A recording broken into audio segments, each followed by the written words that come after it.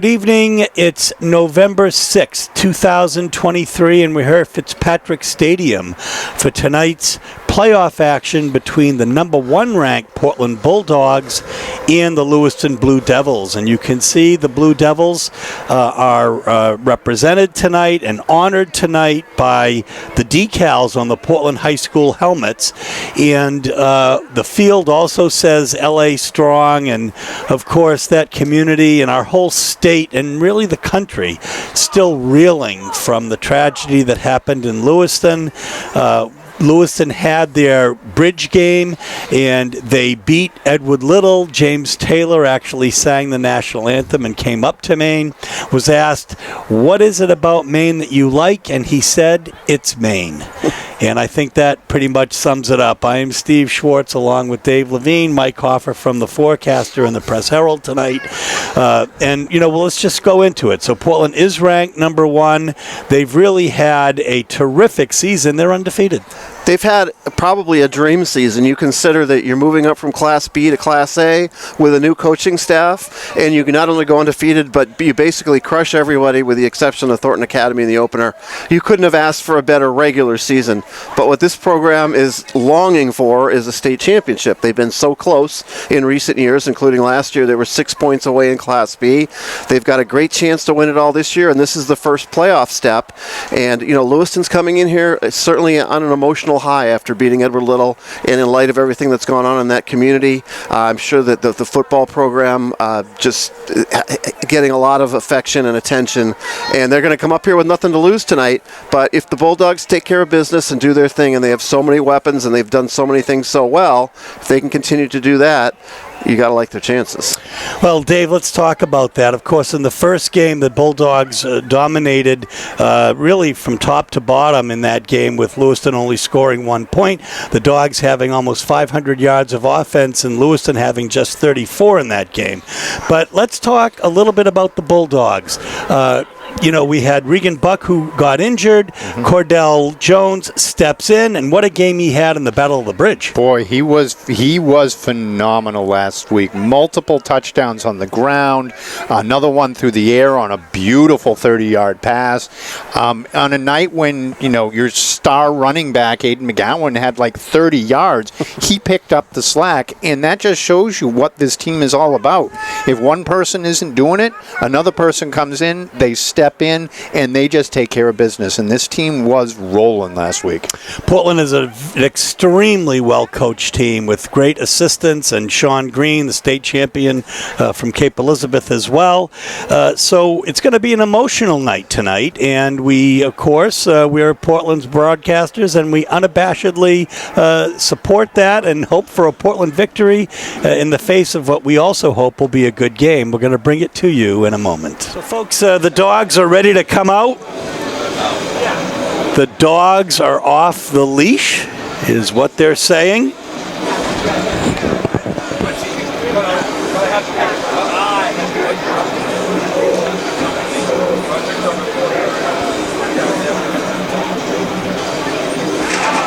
And here they come.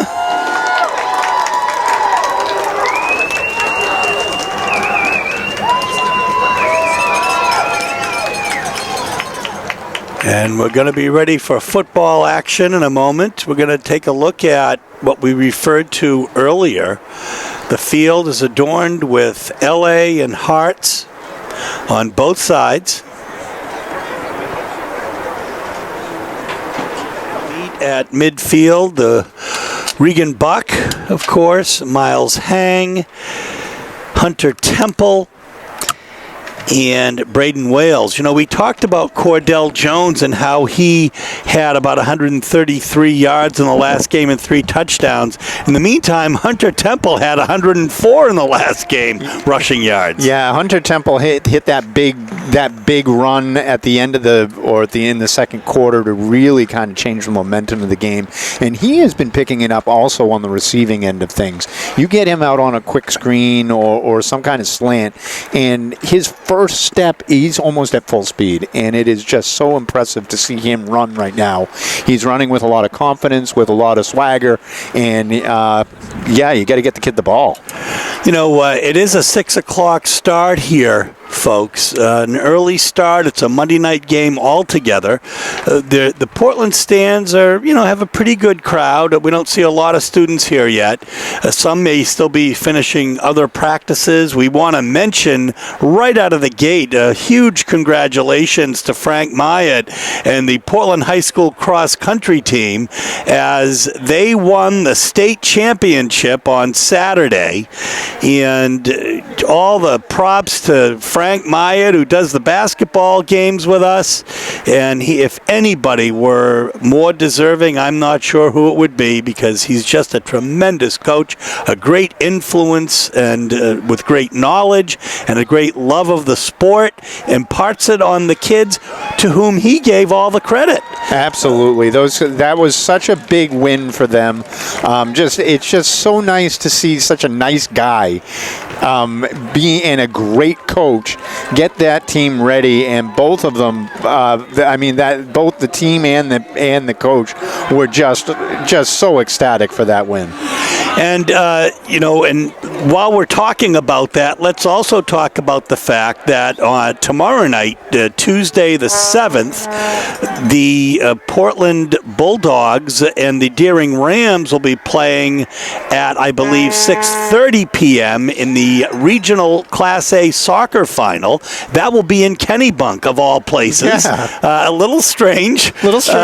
Because, Deering is seeded third, Portland seeded fourth. Of course, Rocco Frinzelli, an old friend, and it, by right, would be hosted by Deering. That being said, many people may not want to or be able to make the trip down there. And in fact, we also see, quite frankly, that Lewiston has a very small crowd tonight. People could be getting out of work, and we'll see. But we're going to go ahead and do the national anthem now. One decal was donated by the New Hampshire Athletic Association, and the other decal was donated by East Coast Sign and Design. At this time, we would ask all in attendance at tonight's contest to observe a moment of silence in memory of those lives who were lost and for their families, friends, and neighbors who have been affected by these tragic events.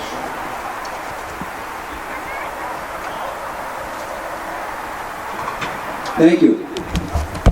At this time, would you please rise, focus your attention to the American flag, and remove your hats as we honor America with the playing of our national anthem, recorded by our own Portland High School band under the direction of Miss Jane Sartell.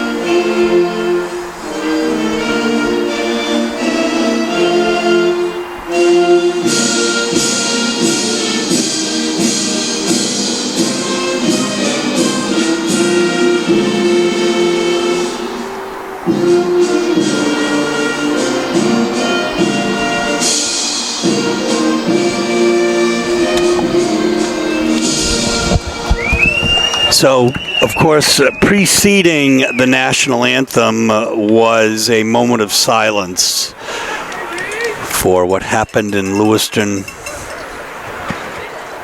So, Portland High School has won the toss and has deferred. So, as we know, Mr. Lannon, Colin Lannon, is going to kick off. We have just one deep. And it is a heck of a kick. And it is muffed at about the 8-yard line. And great effort, forward progress stopped by Joey Baker and company as Jaden Sands, who's become a much more important player as the season has gone on. He is very athletic. He's got great speed. And he's carried the load quite a bit and is called one of the more explosive players on the team. And they'll have it 1st and 10 on the 19, and Dave. He's only a sophomore, too. So he is going to be the future of this team for the next couple of years. If he's getting the touches now and succeeding, as you can see, he did not go down on first contact there on the return. He could be good for them going forward. So Jeffrey Randall lines up behind center here.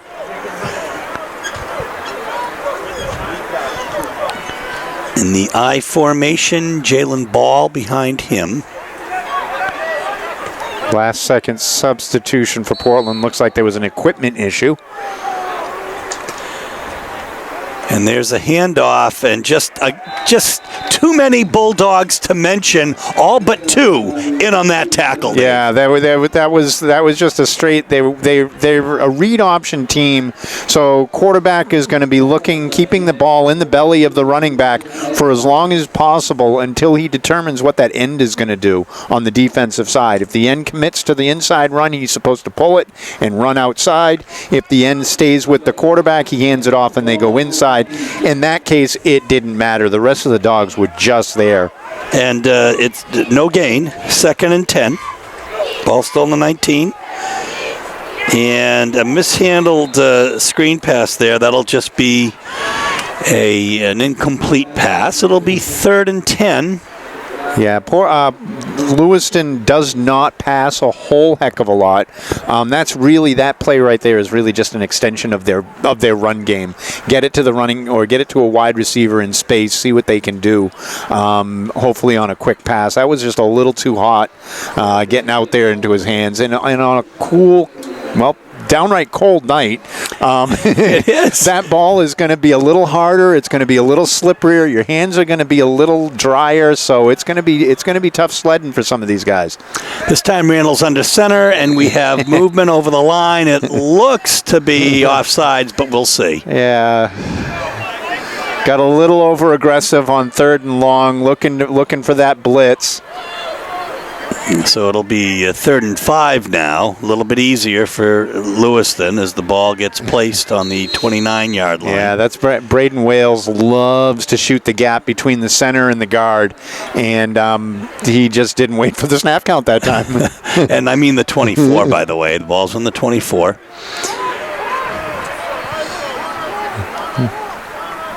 Now they're out of the eye. 1 in motion. Straight drop back.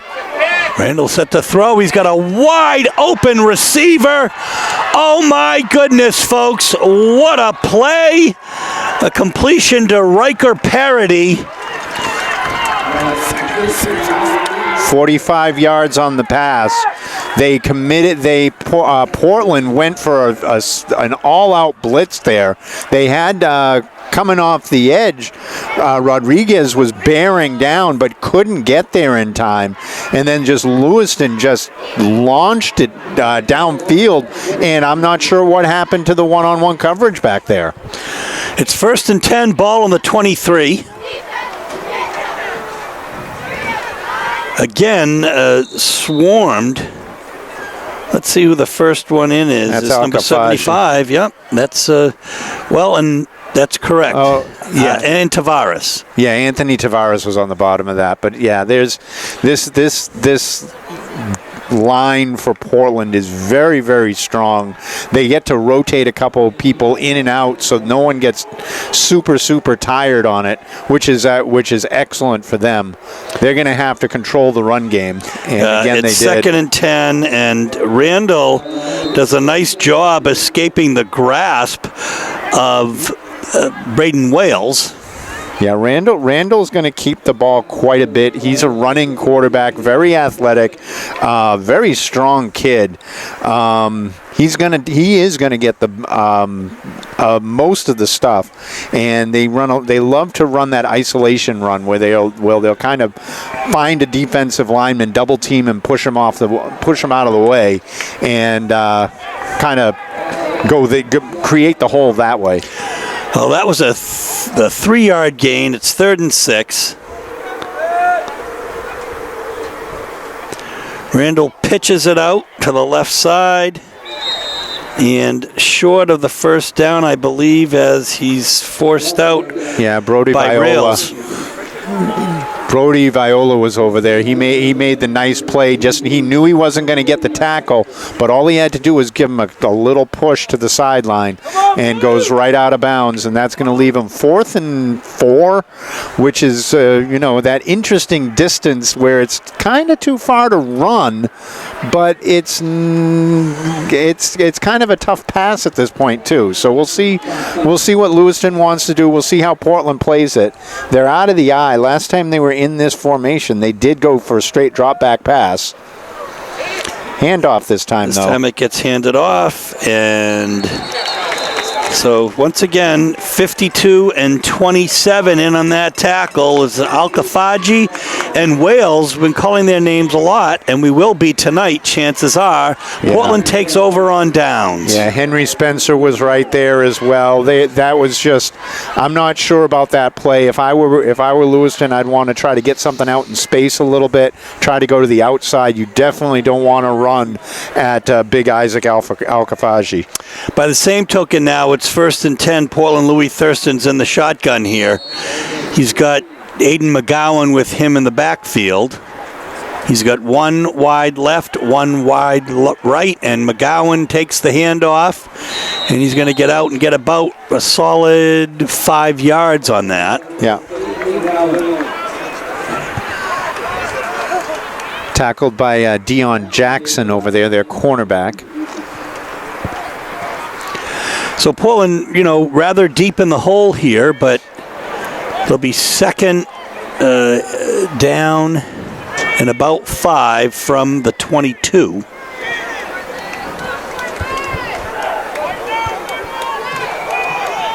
Jones.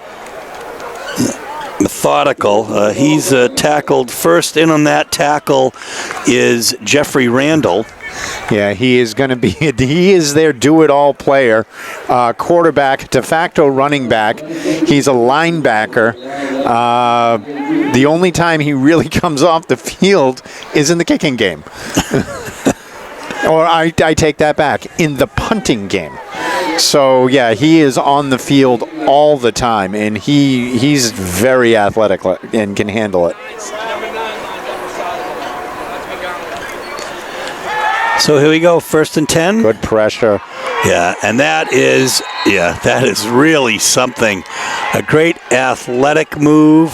We're just looking for Gage Perrant. 65. Yeah, Gage Perrant came in and just blew by the offensive line, and just Louis Thurston had nowhere to go with it. Smart to hold on to it, smart not to throw it up just for the heck of it, and take the sack, take the loss, and live to another play. It's an 8-yard loss, and his movement over the line there. But he came back. No one snapped it, so he's okay. Portland should have jumped with him, and they could have gotten a free 5 yards. It's going to be a delay of game on Portland, I think.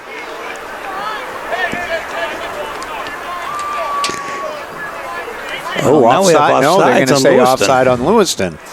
I'm not sure. I didn't see the offsides, but maybe just before the snap, someone went a little early. Usually you let the play go, though. So the first penalty of the game, actually a second penalty of the game. So that's a free 5 yards for Portland. They move up now, so they're looking at now 2nd and 14. Lewiston, Portland in the bunch formation. Lewiston up close, and they're going to try to run outside with Temple. Now he goes the other way.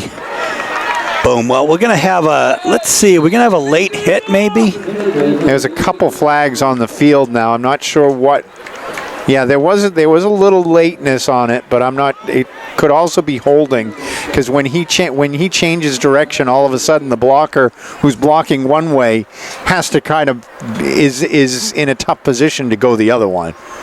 But they are going to mark it off against. Whoa, a face mask against Lewiston. Yeah, just a 5-yard face mask. So that goes on to the end of the run, which takes it now to third and very manageable for this Portland team. That's when he probably spun around in the middle, Steve.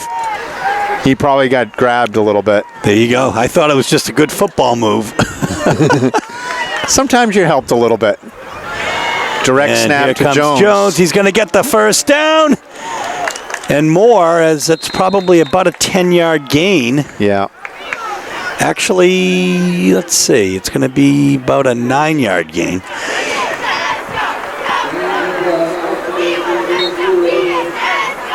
So that's twice they went to the that Wildcat with Louis Thurston out of the game. First time they Jones was able to hand off to Temple. That time he kept it himself. So that's a little wrinkle in this Wildcat formation. It's 1st and 10, ball on the 44, 6:15 left here in the first quarter. Temple in motion, and straight up the middle is Aiden McGowan.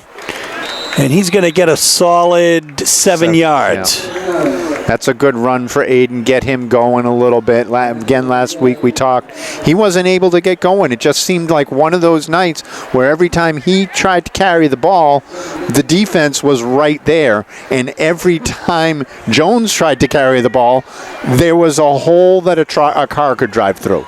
So it just was just one of those nights. The Eagles, one of these nights. Here we are, back to throw. Thurston rolls out a little high. Yeah, he was looking for Hunter Temple on the right side. He would have had the first down had he hit him. Yeah, that was a nice play action rollout. He was on the move there. He had plenty of time. I think he just rushed it a little bit. That's what happens on your first throw. You get a little excited. You see someone wide open. You put a little bit more on it, and you missed him high, which is typical of being a little overexcited. So you the first pass tries to be that easy, simple, see the completion, and then you can go for the more long-range stuff. It's also a very cold ball and a cold field tonight. We have let's see, what we have here. The fans are saying they see an offsides. We'll see. And it is. Yeah, this is something Lewiston can't afford to do. This is a very good Portland team. And you can't be giving them free yardage on these, especially on second and very long, and that gave them a first down. So there's a lot of freebie yards here that you don't want to be giving up to a strong team like Portland. That's right. I mean, 15 yards of penalties already in this sequence, and certainly a first down or two as a result of it. And it's 1st and 10 now. The ball is on the 43-yard line of Lewiston. We have that's going to be a Lewiston recovery. That's recovered by J.J. Durr. Yeah, that was just a snap that was a little bit off, and I think Louis took his eyes off the ball just a little bit, trying to get the handoff in there. Hit him really in the shoulder, so it wasn't that terrible of a snap, and then it just went bad from there. So a turnover for Portland sets Lewiston up right at midfield here, and that's not what Portland wanted. They wanted to drive down. They wanted to get a quick lead and always play. They're so good playing from ahead. This kind of just after the big play Lewiston had before, and now a turnover, they've got some momentum. Well, yeah, there's a face mask right there. You could see the hand, at least hands to the face. Yeah, Paradis came around, and Brody Viola was right there to meet him, but there's definitely going to be a face mask on Portland.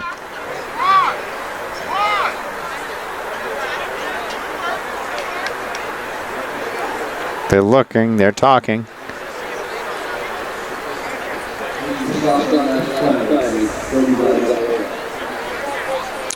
It is a face mask. Let's see if it's that 5-yard one.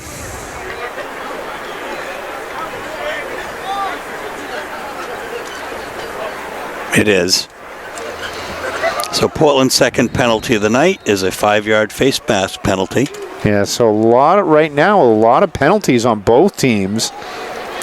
Well, and that fumble, Dave, really very uncharacteristic of Portland this year. I think they may have 2 all year. Yeah, they don't have many fumble turnovers. Earlier in the year, when Thurston was just kind of getting into the groove, he was throwing a lot of interceptions. He's taken those away since, and they don't really turn the ball over. And another flag. We've got a false start, illegal motion, something on Lewiston. It's definitely motion. Boy, oh boy, that's just another flag, and it's just this could be a long game, Steve. That's funny. And I can tell you there were people that were hoping for a short game, but that is not necessarily the case, as there's 4.5 minutes left here in the first quarter. We've already had 7 penalties, or I guess 6 penalties. 6 penalties so far, yeah. It's just both teams a little sloppy. They're playing on a Monday night, which they're not used to. Lewiston coming off that emotional win against Edward Little. That's too far. Yeah. All the way on the other side of the field, it looks like he was looking for Michael Karen. I'm going to double check. Yep, number 1. And he was covered by Temple, who he had a step on him, actually. Yeah, he did have a step on Temple, but that ball was about 4 or 5 yards overthrown. He had the time. I think he rushed it a little bit and just needs to put a little bit more air under it and let his big receiver run underneath it. I mean, Karen is a big kid. He's 5'10". He's 160 pounds. Can run very, very well. And Hunter Temple's a little bit undersized for that corner position. So if you throw a jump ball over there, he's got the advantage. 2nd and 10, ball in the 43 still. Randall's going to look for some room outside. He's going to be brought down for a loss of about 2 yards. Yeah, Colin Kelly didn't make the play, but he really forced the issue there to keep the play running outside. If he had cut back inside, Colin would have caught him from behind, and that was just good defensive presence by Portland to follow it out, to not get caught up in any of the blocks, and to stay disciplined and not let any gaps come through. And I think you hit the nail on the head. Discipline is the name of the word right now. It's 3rd and 12, ball in the 41. If Portland makes a stop here, there will be a punt. Good pass. Yeah, that's a nice pass, but there's a flag. It looks like a holding, but we'll see. That was a nice pass, nice catch. That's exactly what Lewiston needed, but we'll see where the flag is.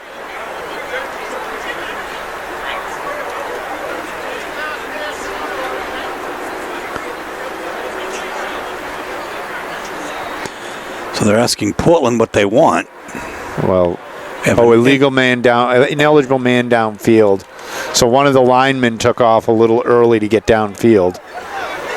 And that's a 5-yard penalty that's going to negate a huge play for them, which would have brought up maybe 4th and less than a yard, where they definitely would have gone for it at that point. Now you're talking 3rd and 17, which you really don't have a play in your playbook for.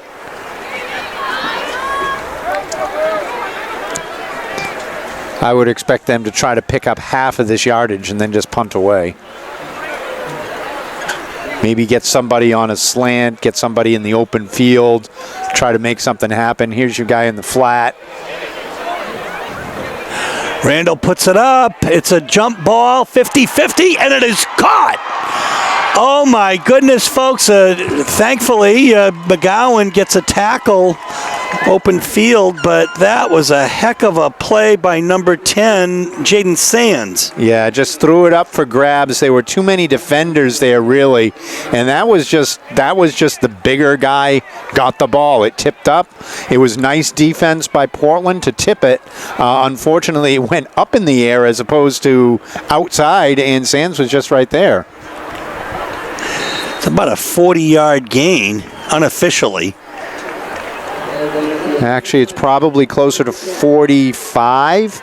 Yeah, because that ball was, I think they were on the other side of the 50. So yeah. Yeah, and it's still 1st and 10. The ball's on the 11, however. So Lewiston playing inspired football here tonight. Oh, in and out of the hands of Sands. Yeah, they were three linemen there pressuring the quarterback. But again, Sands was open. He had gotten behind the defense a little bit.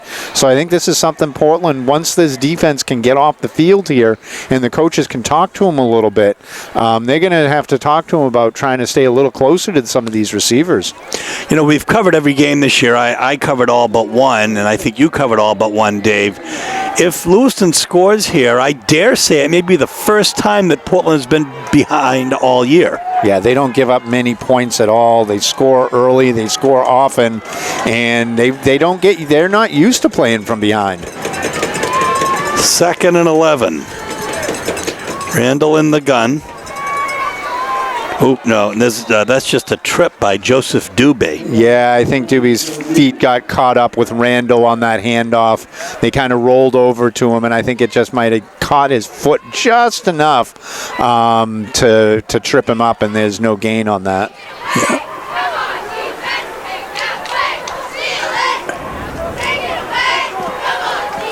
So 3rd and 10, ball is still on the 11-yard line here.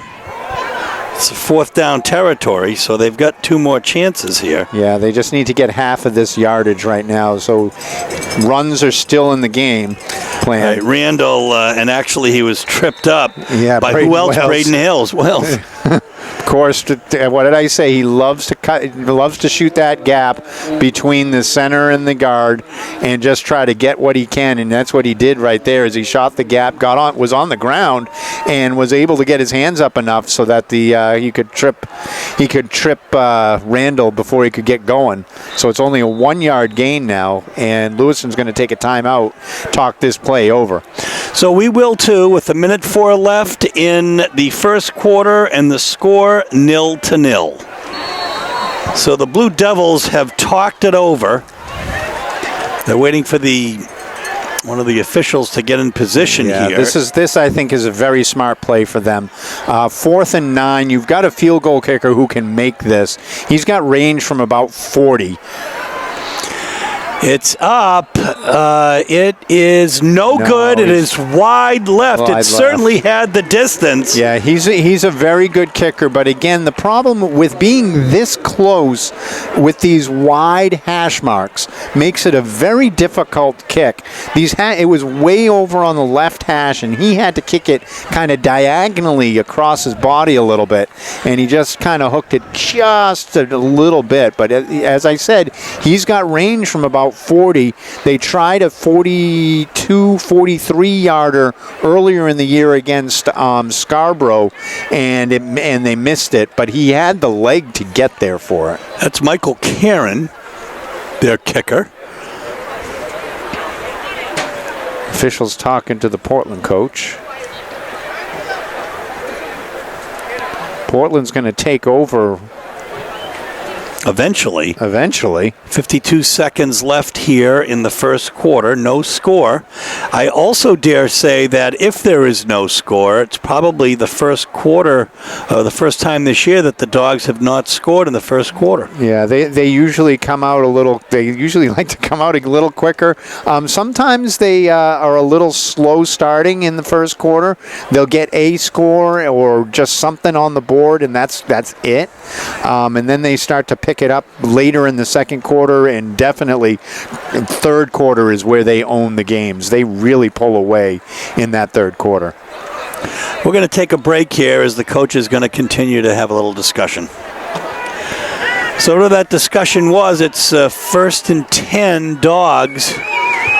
Ball's on the 20-yard line, somewhere between the 19 and 20. Thurston's in the shotgun. And he hands off to McGowan on the left side, looks for a hole. And in on the tackle first was Spencer Chartier.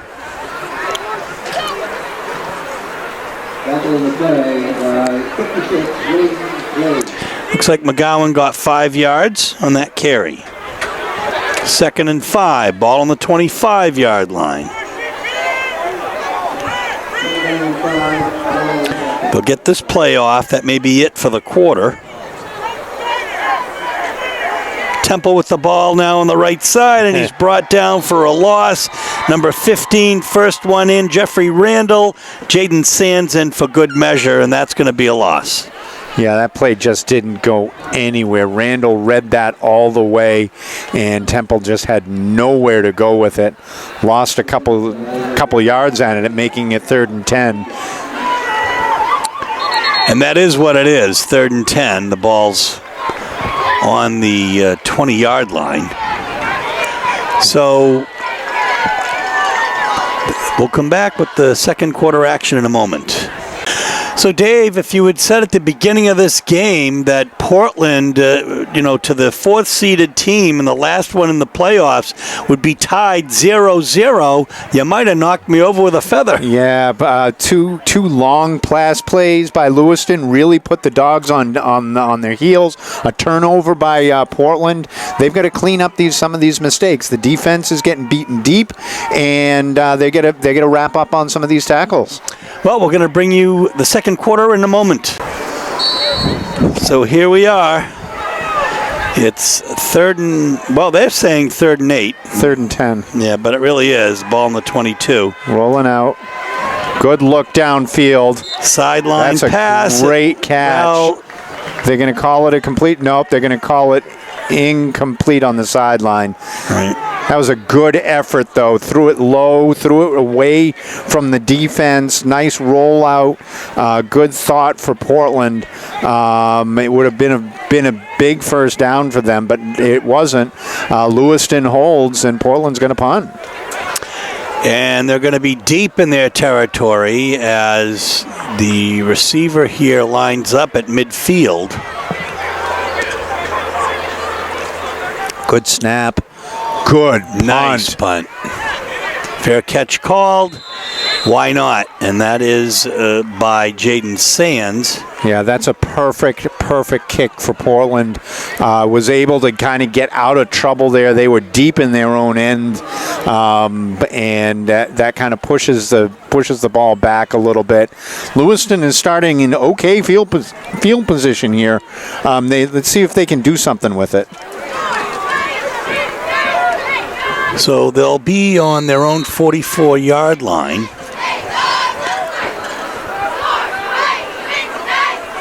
Lewiston has written up a very interesting game plan tonight, and one of the things that impresses is how methodical Randall is. The handoff that time is going to result in, there's going to be about a 2-yard gain by Tafari Corson James.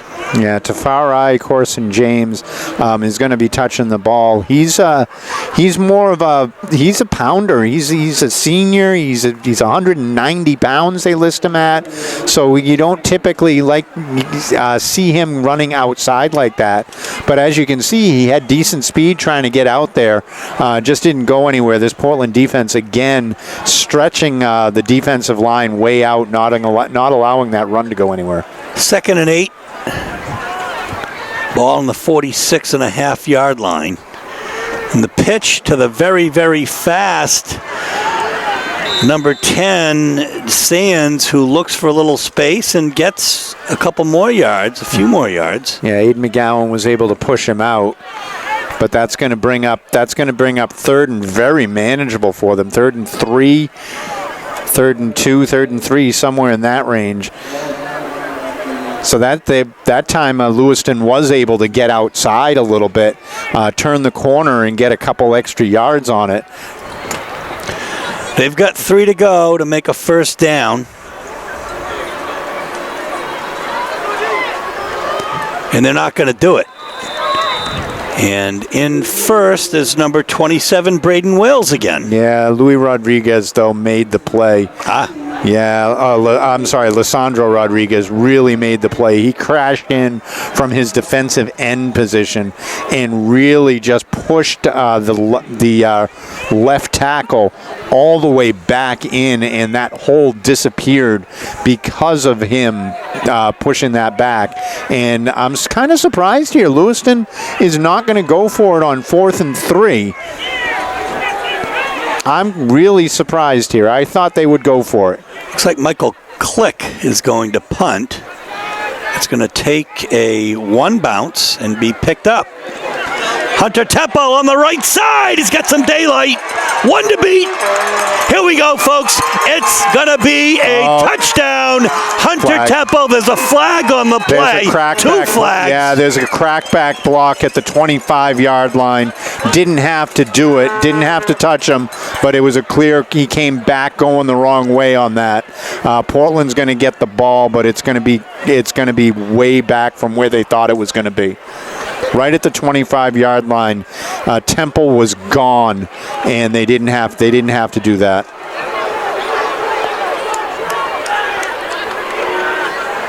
The indication is holding.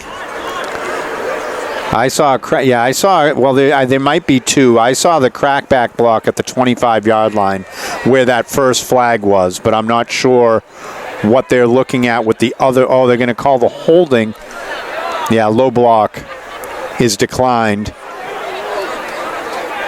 Illegal block in the back. So they're going to take, what they're doing is there were two penalties on that return. The illegal block in the back I thought was kind of clean on the sideline. That was at the 40-yard line. And the illegal crackback block was at the 25-yard line. So because the 40-yard line was farther back plus the 10-yard penalty, that's where the ball ends up. So it ends up at midfield, 1st and 10. Thurston has Jones in motion, and straight up the middle is Aiden McGowan. I will say this Lewiston defense is really spectacular. That was J.J. Durr. You know, J.J. Durr, by the way, the only Lewiston player to have a touchdown in the last game that Portland won 47-6, and he did it on a 45-yard pickup and run of a recovery of a fumble. Yeah, this defense is definitely ahead of the offense on the Lewiston side of things. I was talking to one of the Lewiston coaches before the game, and he was telling me that a lot of these players, and there it is again, a lot of these players wanted to play defense. They had more players who wanted to play defense than offense for whatever reason, and they just have a good crew of players out here, and you can see they are definitely legit right now. This high-powered Portland run game is not going anywhere. Right, that was number 74, Jaden Brown, in on that tackle. It was a 1-yard loss, so it's going to be 3rd and 6 here for the Dogs. So far, not able to put anything together here by way of a scoring drive. But here's McGowan on the left side, and it looks like he's going to eventually, he's going to be stopped short. Yeah, needed to cut upfield. He had it. He made that one stutter step, was able to get outside, and then should have just kind of lowered his shoulder and pushed a little bit more, and he probably would have gotten the first down. But he was trying to outrun everybody to the corner and just couldn't do it. So now it's going to be 4th and 2. Portland is going to go for it, obviously, here. Let's see what kind of power play they can do. See if this offensive line can get their blocks and push some people around a little bit.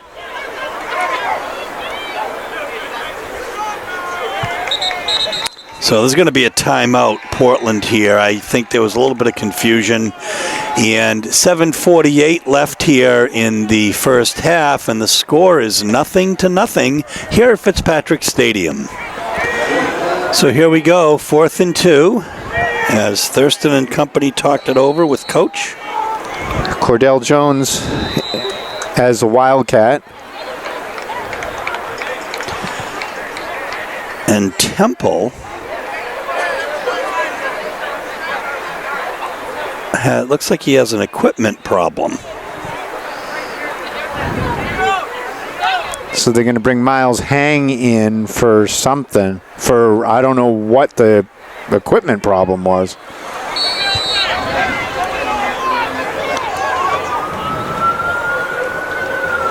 Jones is going to go right up with the middle. He's going to get the first down and more. Yeah. He gets about Pretty straightforward there. Just get the ball. 7 yards or so. Hey, hat on hat, man up blocking, and just push. And that's what I was talking about. See if that offensive line can get a push. And they really, that's all, Jones didn't really do anything. He just followed his blocker all the way down the field, put his head down, and was able to pick up 5 or 6 yards. And that's all because of that line.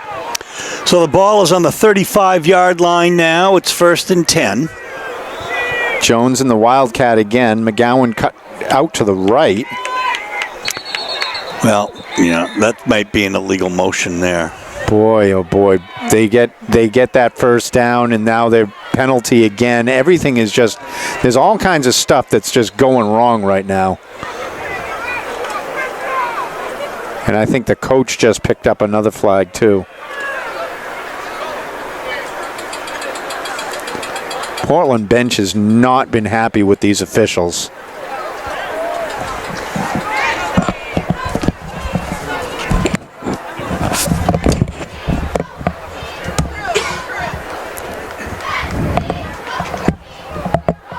I think there's something to be said about, keeping the plays clean, but when there's this many illegal motions and false starts and all that, you have to remember they're high schoolers, and you got to play everything with a little bit of a grain of salt, a little bit. And this is now 9 penalties already on both teams total. Well, the unsportsmanlike is a 15-yard penalty, but it looks like they've walked off. Yeah. It's 15 after the 5-yard motion penalty. So that just put Portland 20 yards back. So now it's going to be 1st and 30. And the coach is still giving it to the ref right now. He is just not happy. Well, and let me just also say, though, the ref came over to speak with him first, so he's trying to have his say. He's already got his penalty. You might as well get some mileage out of it, Dave. Absolutely.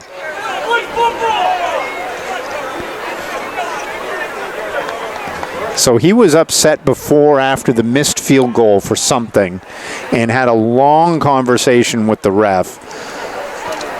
Now and in this case, after the 5-yard penalty, he picked up the penalty flag and threw it across the field. So he was just not happy about that. So this puts Portland in 1st and 30, and we'll see what happens. A long way to go for the Dogs. So again, Jones 45. In the Wildcat. And again, great penetration. That's Joseph Doobie, but tremendous penetration by the Lewiston defense. Yeah, they went Wildcat again. They're trying to do some of this trickery plays. I think they got to go back to their standard offense. McGowan under center. He's a better playmaker. He's a better controller of the game. There's always that threat of the pass with him in there. When you have somebody like Jones back there for either the run or the handoff, you really don't have that threat of a pass unless Jones has an arm with that we haven't seen yet. It's a 1-yard play, so it's going to be 2nd and 29. Ball is at the 46.5-yard line of the Dogs. Again, the clock is stopped, and the clock shouldn't be stopped. The refs are talking again. Yeah, so we'll take a break.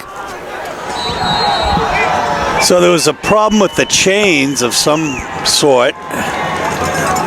2nd and 29, Temple in motion. We have another penalty flag. And McGowan is really good. He's going to get that first down and more. He's going to be brought down at about the 2-yard line, but there's a flag in the backfield, Dave. Yeah, there's something that they did not like, and it's again illegal motion. I did not see an illegal motion.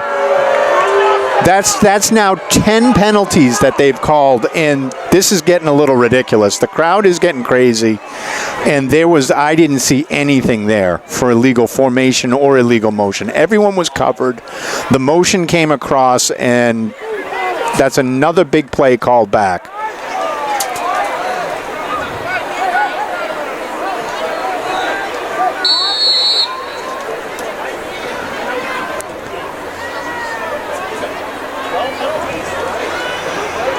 So once again, Second down and now 34.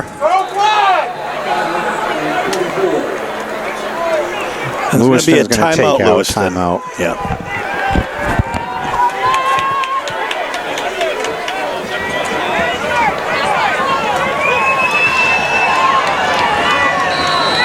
Here we go.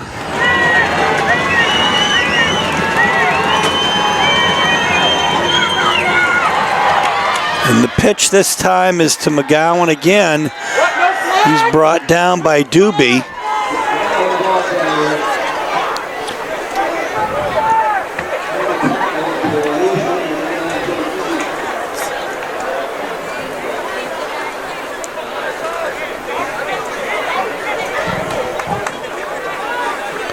So it's 3rd and 34. Portland's looking to the sideline for a play.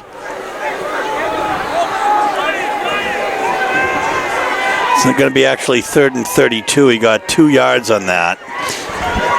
So we'll see what happens here. Hopefully Portland can at least get it up enough to be field enough to be able to get a punt off and put Lewiston in not such great field position. McGowan, let's see, no completion there.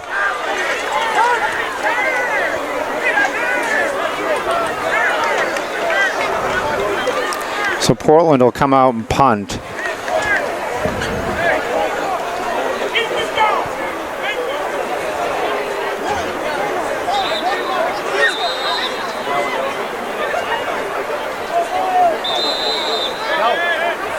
The ball was actually spotted incorrectly.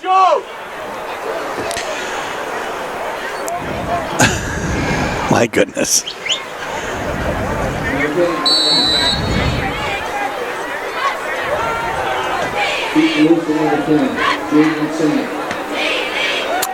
Good high punt. High punt.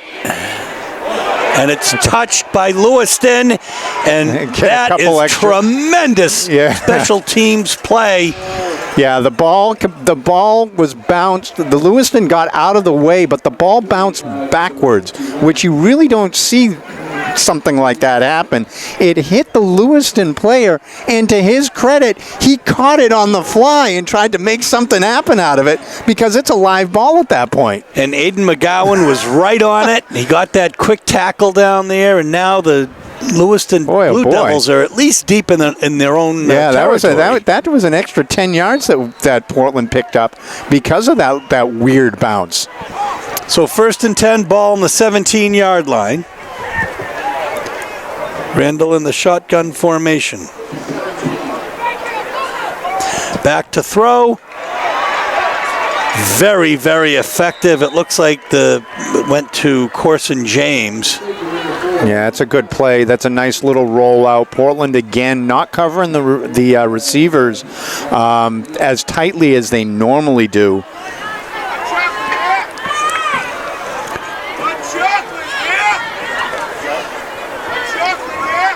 So I think this Portland line has got to make a play right now for this defense.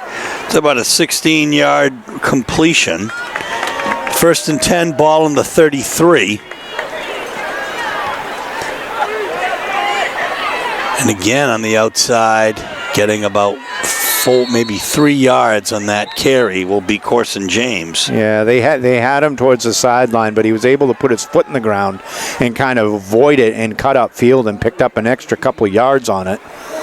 So this Lewiston team, this defense is playing very, very well. The offense is getting a couple first downs here or there and keeping it a game that really no one expected it to be. This Portland team blew Lewiston out earlier in the year. It wasn't even close. And now all of a sudden this Lewiston team is taking the number 1 team in the state pretty much. Nothing into the half. There is a monster sack there by number 52, Isaac Alkafaji. Yeah. And as soon as I said that, then Isaac reminded me who he is.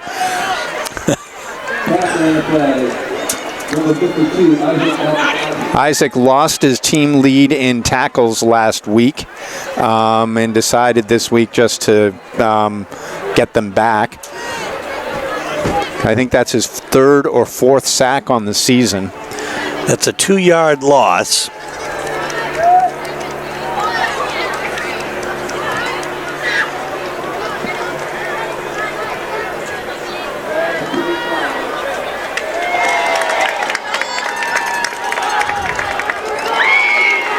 So now we got 3rd and 13 and another flag.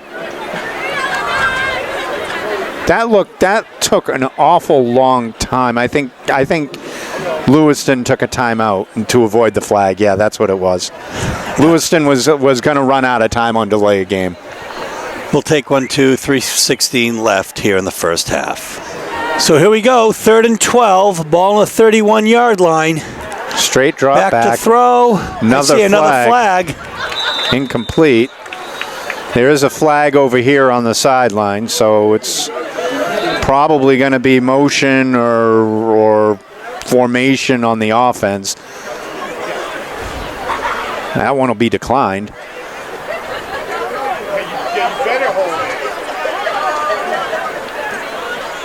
Yeah, they're calling motion again. Declined it. Now it's going to be 4th and 13.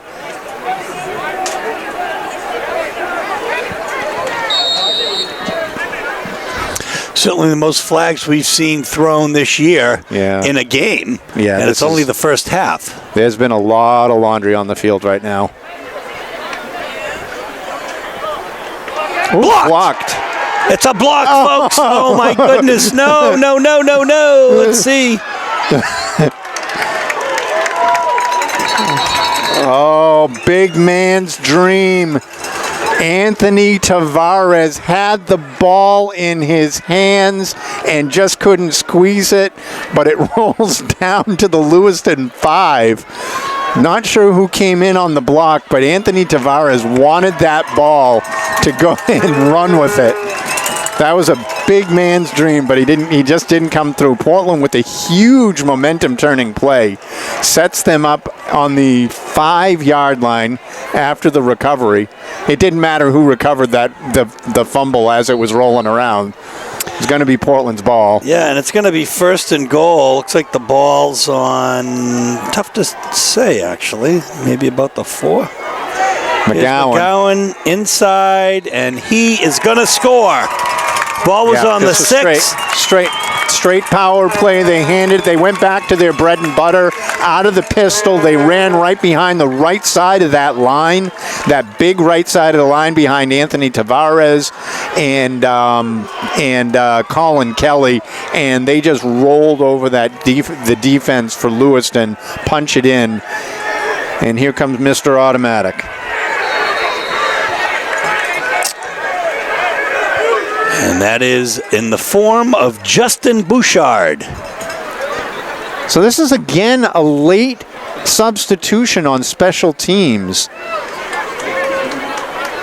I'm wondering if somebody's injured and this isn't their normal lineup, because that's twice, once on the punt and now on the field goal. High snap. And it looks like it wide. Oh, it went good. That's good. It looked a little wide left from this angle. Yeah, but we're looking at the side there. 7-0 Dogs. They get the big punt block, recover it down on the 5. One play later, they're in the end zone, and this is what they needed. They got that off. They didn't need a big offensive drive to score, but they got the play that they needed on special teams. Remember, they had that punt return called back for the block in the back or the hold on the side, whichever one you wanted to call. They had a great punt before where it kind of bounced and hit the Lewiston player and got him in a couple extra yards. So this game right now is because of their special teams.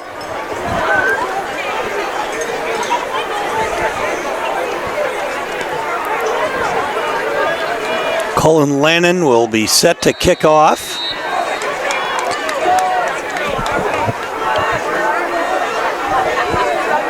Jaden Sands is deep for the Blue Devils. He picks it up at around the 13-yard line. Brought down hard Well, there's a gaggle of players there, but I thought I saw Colin High there, number 51. Yeah, he was there. Joey Baker was also there, so it was somebody on the far side of the field. That was a decent return, bringing it out to about the 32 on a slightly shorter kick.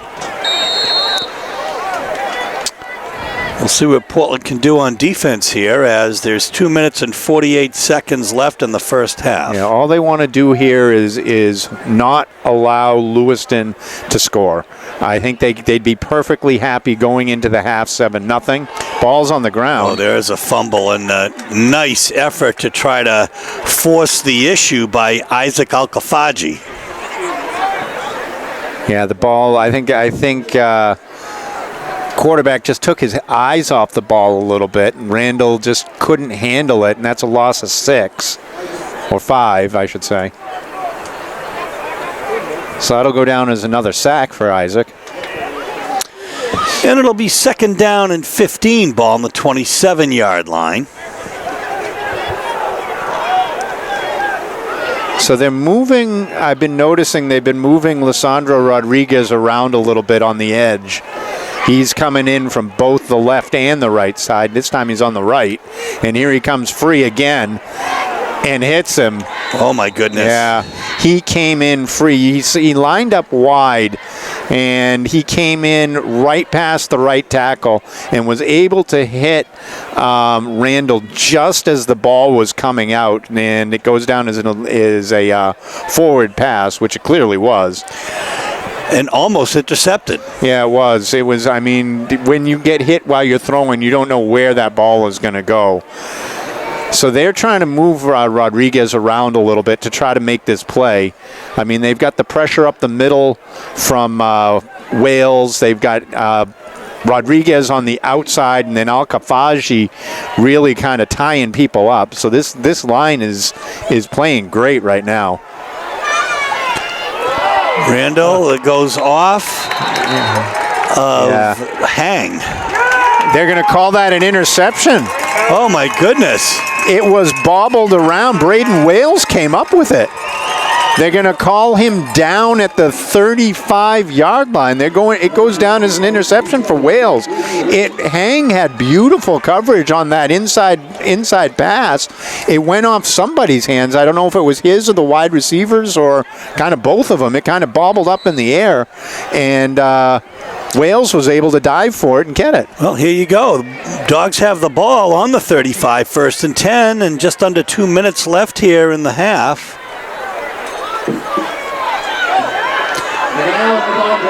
McGowan looks for some daylight, doesn't really find it. Yeah, there was nothing there. That was nice defense by Lewiston to string that play all the way out. Picked up a couple on it, but I guess he got more than I thought. He got 4 yards on the play. So it'll be 2nd and 6. Been noticing he's been running much better this game than he did last game. Thurston set to take the snap. This time he goes to McGowan, who looks the other way. The Lewiston defense has been spectacular. Yeah, that counter play had nothing on it. Portland's going to take a timeout here to kind of save some clock. Minute 33 left, but that counter run just didn't go anywhere. And that was J.J. Durr on the tackle. Okay, 3rd and 5, ball on the 30. This would be a huge conversion for Portland if they can get it. 1.5 minutes left here in the half. Cordell Jones. Jones takes the direct snap and goes a gaggle of yards. Yeah, that was a long run. That's a good 15-yard run by Jones. Lewiston loaded up right in the middle. They sent a run blitz up the center, and Jones went off the right. It's 1st and 10, ball on the 12-yard line. Temple inside. He scores! 12-yard touchdown. Hunter Temple capitalizing on possession, and here we go. That turnover was death for Lewiston right there. They were just trying to get out of the half. I mean, punt the ball deep, and then the ball was deflected and bounced around a little bit. Jones picks up a big third down run, and then they went hurry up, so they had the right defense on. They got the defense that they wanted on the field, and then just ran it to Temple, who was just way too fast for all those big guys that were in there. Great clock management by Portland as well. I mean, they had the ball in the 35, but it wouldn't be the first time that we've seen, as Bouchard puts it through, that we've seen, Portland squander, not this year, by the way, but, Portland squander, or any team squander that kind of time. Yeah. This time there's a minute 14 left. Not necessarily enough for Lewiston to put anything together, but we'll see. That was a very, very quick drive, well orchestrated on that third down play. They called a quick timeout as opposed to letting the clock run down a little bit. Saved them as much time as they wanted. They were expecting maybe to get 3 or 4 yards and have to go for it on fourth down, maybe pick up the first down on that big run. But Jones really busted it out and got 15, which changed the momentum of that whole drive. They went hurry up.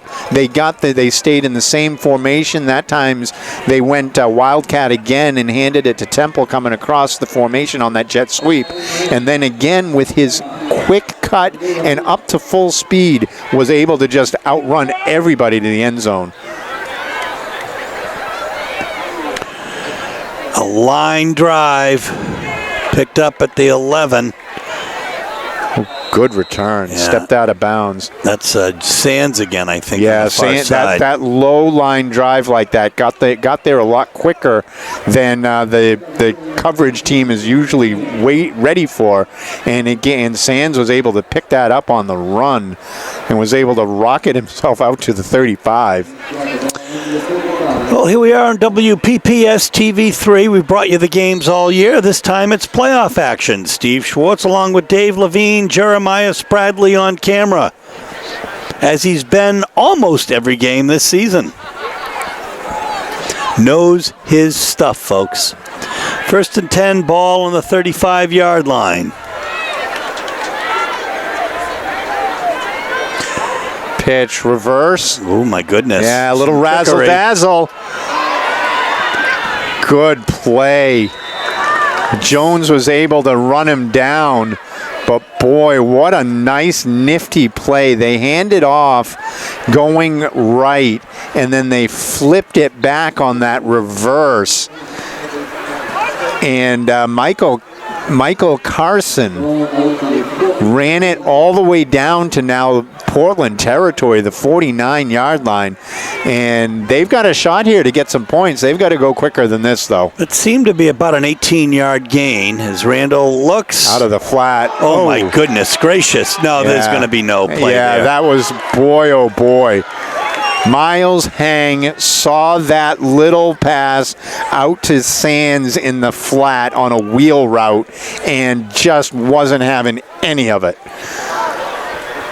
That was great defensive recognition by Hang to see what was going on, to come up and cleanly hit the wide receiver without lowering his head. He didn't go helmet to helmet. That was as textbook as you could get. Sands recovers. And it's 2nd and 10. Ball on the 49-yard line. We have a flag.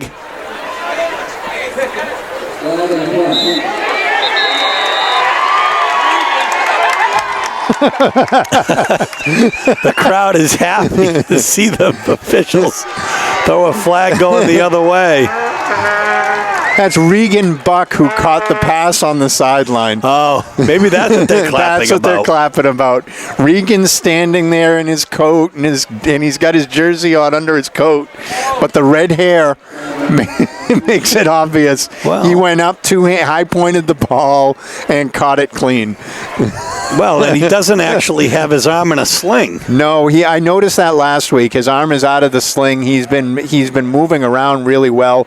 Obviously, right there, he got both hands up over his head. So that was very, very nice to see that Regan is getting better. It's not going to be. He can't play this year because you got to let that injury fully heal. But it's great to see that he's back to normal. And it will be very good for USM baseball and Coach Ed Flaherty, which is where Regan Buck is going next year. Blitz, showing blitz. And incomplete. Yeah, Anthony Tavares made his presence felt in the backfield there with the hit just as the ball was being released. And it was really all Randall could do to get rid of that before Tavares landed on him. So this is going to be 4th down and 10. I'm imagining with 25 seconds, Lewiston is going to try to do something here. Maybe pick up a first down by penalty or something. Got to be careful, though. You throw a ball like that, it could be intercepted and returned. Straight drop back. Yeah, tried to go out into the flat again to Tafari Carson James.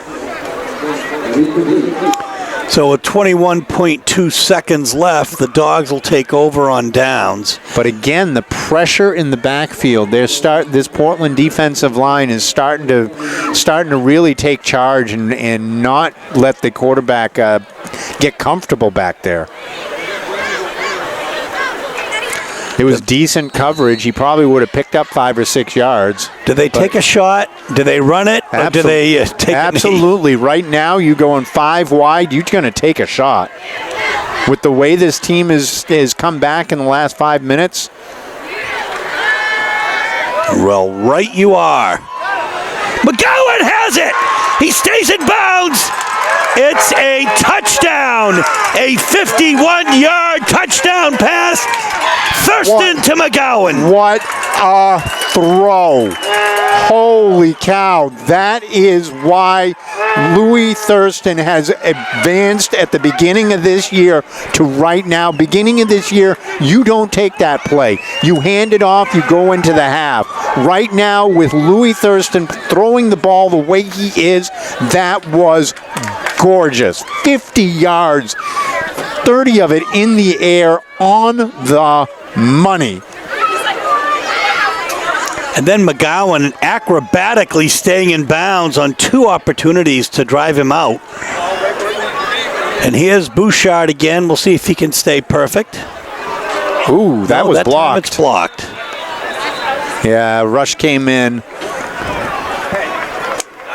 Still 20-0 here with 12.4 seconds. I'm not sure I've seen that sort of action within the last 2 minutes of a half. That was the weirdest half of football I've ever seen.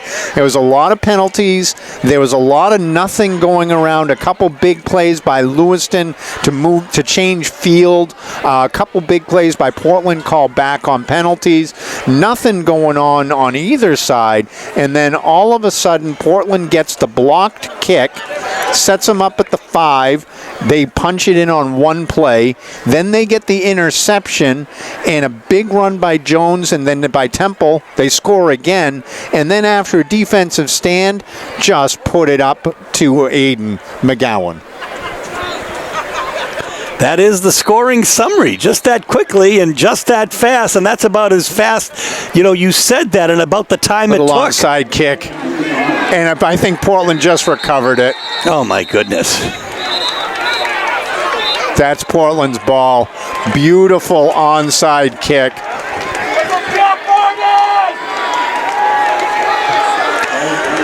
Everything firing tonight. That special teams I think work. that's... Is that Martin that got it? They're congratulating him. Very well might be. And Portland set up at the 50, 11.2.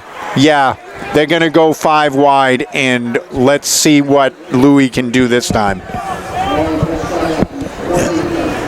You are correct. Alex Martin, the freshman. They're going 5 wide, same formation. If this line can give them time, let's see what they got. Little underneath pass. Oh, off his hands. Yep. That was Hunter Temple.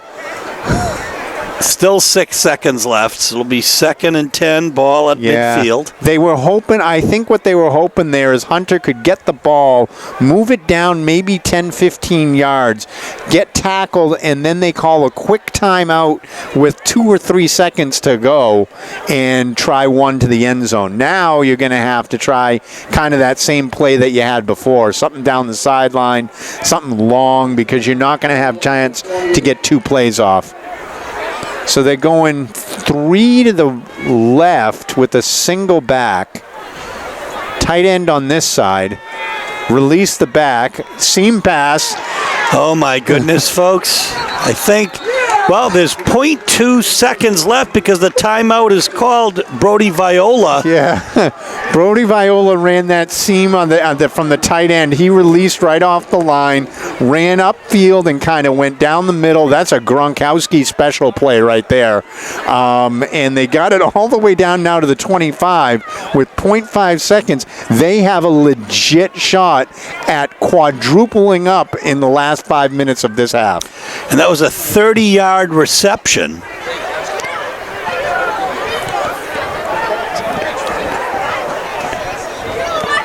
So Portland is taking their last timeout. They're discussing this. I think Lewiston might have taken an extra timeout just to kind of set their defense. I don't think they expected Portland to be doing this.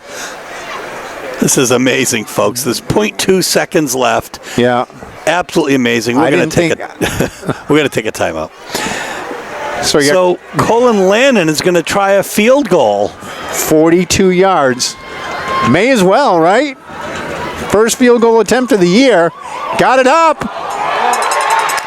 And it is just a little wide left. He had the range on it. It was just an inch left. Good attempt by Colin Lannon. And you can see him running off the field now. They are excited. So, Dave, it's a 20-0 lead. You know, when there were 5 minutes left in the half, one of the things you noted was that it had been 5 minutes since a flag had been thrown after about a dozen had been thrown early on. Yeah. I think with all the flags, it was taking everybody out of their rhythm. You had an offensive penalty, and then a defensive offside, then an offensive motion penalty, a couple big penalties on big returns for Portland. Neither team could really get things going. And then you had the block punt. You did, didn't you? Yeah. Mike. Well, no. Sorry to steal your thunder, but yeah. No, it's it. You have the block punt. You have the special teams work. The last 3 minutes of the first half, otherwise pretty surprising, but maybe an inspired Lewiston team up until that point. Right, and we knew they were going to come here on an emotional high, and they got off to a good start. They had a couple long passes that had them knocking at the door. First time they get stopped on downs. The second time they miss a field goal. But if you're Portland, you got to learn that these games, just because you beat a team by 41 in the regular season doesn't mean you take the field and you're going to win a playoff game easily. I think it's a great lesson for them to learn at this juncture. But yes, the Bulldogs showed in all 3 phases how good they can be in those last 3 minutes, blocking the punt, getting the interception, the beautiful touchdown pass at the end to kind of open it up a little bit. But I'm sure Coach Green and his staff have a lot to talk about with the team going forward here to get ready for the next round, presuming they take care of business here. Well, Louis Thurston had touchdown passes of 51 yards to Aiden McGowan, and he had a 30-yard touchdown pass as well to... No, just a regular 30-yard pass to Viola up the middle. Right, Yeah. up the middle. That set up the field goal. Hunter Temple had a 12-yard rushing touchdown. Jones 32 yards altogether, and really just a really solid night tonight by the Dogs. Yeah, so far. well balanced on offense, but that defensive line really halfway through the second quarter really started taking care of business. Isaac Al-Kafaji was making life miserable in the backfield. No time to throw, no time to set up, and some of those balls that even though they hit that 50-yard kind of bounce off three people's hands and into somebody else's hands, that was a prayer. He was under duress the whole night, and I think Portland's going to keep doing that. Now, Mike, what can Portland learn from the Lewiston defense, which is really the best defense they've seen up until the last 3 minutes? We were calling Parody's name, and these other players really just coming in and making really tremendously, getting really good penetration. Right, and they're going to see good defenses the rest of the way, no question about it. But I think for Portland, it's just avoid stupid mistakes, penalties, turning the ball over, and eventually you're going to wear teams down because you've got different guys who can run the ball, you can move the ball through the air, and other teams are not going to be able to stop that for 48 minutes. So I really feel like the only team that can stop the Bulldogs is the Bulldogs themselves, which they did for 21 minutes, and then everything turned. So I think it's just a great lesson to learn at this point of the playoffs where you're going to have exponentially tougher games going forward, that you've got to come in and play clean. Folks, because of what happened at the end of the half, the Dogs are up 20-0. We'll bring you second half action in a moment. So, folks, a special edition here. We're honored to be joined by state cross-country champion coach Frank Meyer. Congratulations, Frank. Thank you, Steve. The boys had a great season, and we capped it off on Saturday in a big way in Belfast. So tell us a little bit about it. Who scored, if you will? I know that you had the girls who came in third had, I think, Sarah Moore come in first, but the boys just really came together as a team. Yeah, so on the boys' side, Nathan Blades led the way. He was second overall, state runner-up. The big thing we were looking for was we knew his main competition wasn't on a team. And in terms of scoring, that other kid isn't going to count and factor into the scoring. So we knew if Nathan could have been first or second, he'd get that 1 point for the team. And in cross-country, the lowest score wins. He was followed by Ben Prestes, who was 8th overall, 7th in the scoring. And then right on down the line, Elias Coleman, Owen Blades, Aaron Johnson, Charlie Jocks, and Henry Morrison rounded out our top 7. How many years has it been, did I read, since Portland? 1978, I think, was the year. Correct. The year I graduated from Deary. Yeah, 1978 was the last time that the Portland boys won it, and we were lucky enough to have Eddie Crockett, who was on that team, came up to watch in Belfast. It was a special moment for him to shake my hand when it was all over. Well, again, we wish we're so happy for you, really, just thrilled. And maybe now, if the Portland Bulldogs basketball team gets a ring, you'll be able to proudly wear it because you've won the right to get your own. Yeah, that's right, Steve. Congratulations, Thank Frank. you. We are back for second half action. Steve Schwartz, Dave Levine, Jeremiah Spradley on camera. WPPS TV 3, 20-0 is the score. The Dogs deferred, and now they get the ball to start the second half. What a first half, or what an ending, Dave. And here's Jones with a nice return of about 21 yards or so. Yeah, that was a great end of the half there, to really kind of put this game in a completely different mindset for them. They were 0-0 going into almost towards the end of that half. 4 minutes left, nothing's going on. Then you get the blocked punt that was recovered down at the 5. One play later, you're up 7-0 after the McGowan run. Then you get a kind of a tip drill interception at midfield that they were able to convert with 2 big long runs, one by Jones, one by Temple.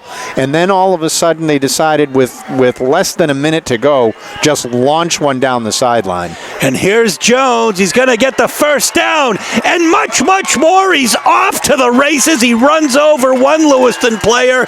He's brought down at about the 12-yard line. That's a 42-yard run, 43-yard run-ish. Good blocking at the point of attack. They were able to get him going, and once he starts moving, he is a load to try to tackle.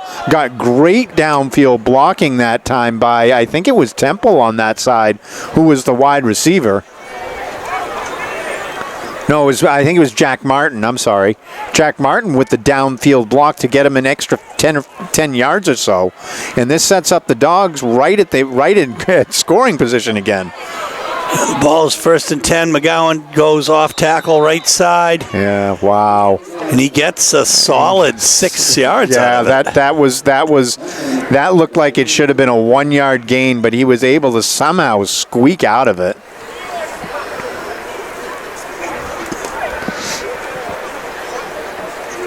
So ball's now at the 8-yard line. Portland can get a first down here.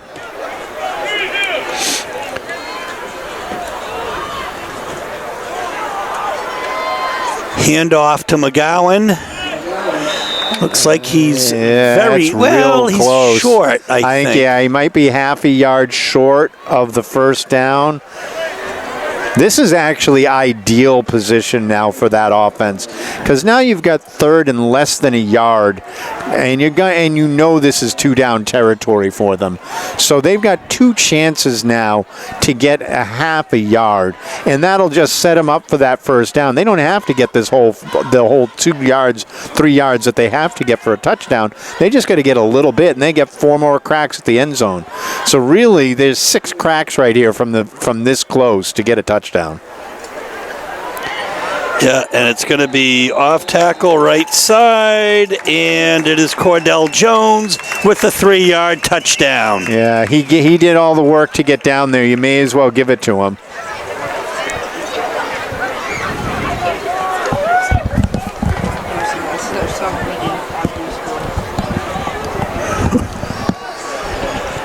So Portland, in the span of just 2 minutes and 1 second, marches down the field to go up 26, looking 27-0. And again, a late substitution in and out on special teams. This is like the 3rd time we've seen this now, Steve.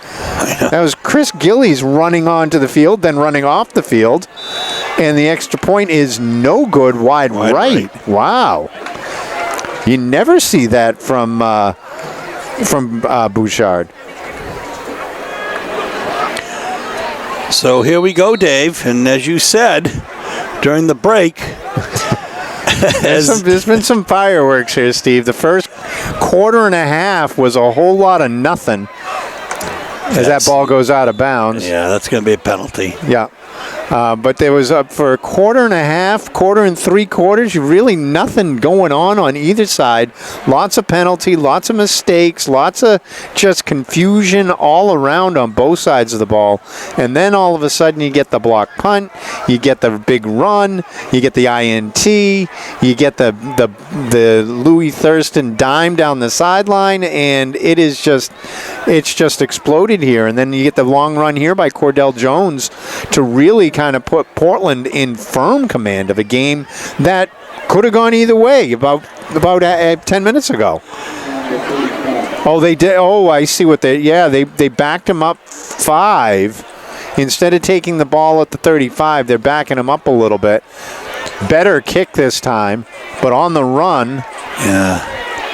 And as I said, they should have been up around the 32-yard line, because then they would only had to walk 3 yards to the 35. Jaden Sands picked it up. We'll be back in a moment.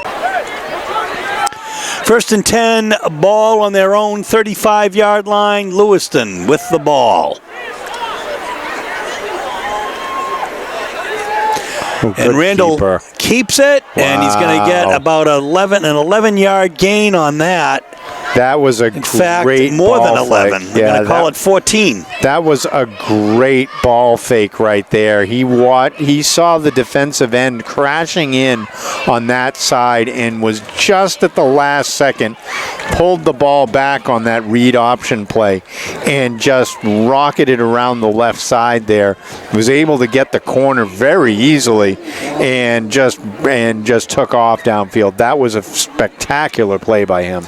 You know, what is interesting, if the Dogs prevail, and of course they're up 26-0 now, although Lewiston's been in this game. Yes, they have. But if they prevail, you have to wonder, so a team looking at film is going to want to see what Lewiston did right for almost a whole half on defense. Absolutely. They're gonna be watching this film carefully against a team that has put up so many points to hold them to nothing for that long. Timeout, 9:38 left in the third quarter. So 1st and 10, ball on the 46 is a flag. Yeah, Portland jumped but got back, but I think that's going to be Lewiston reacting to it, so that's going to be an offsides.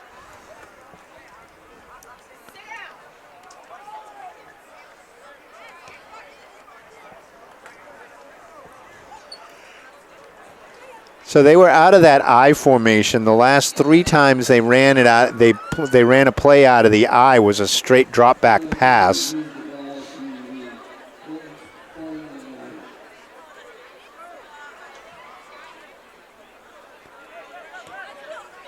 So here they are again. 1st and 5. Randall under center with a fullback and a wide receiver. This is a pro set. Oh, and they ran it this time.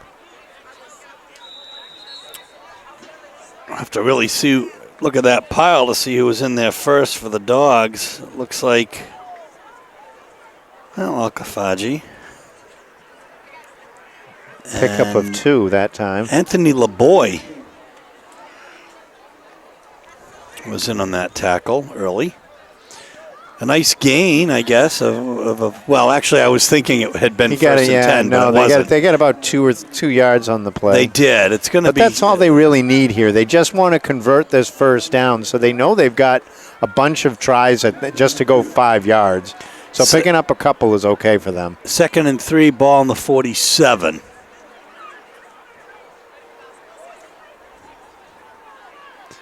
Ooh. He is fast. Very close to the first down, Jaden Sands. Yeah, you could see it on the kick returns too.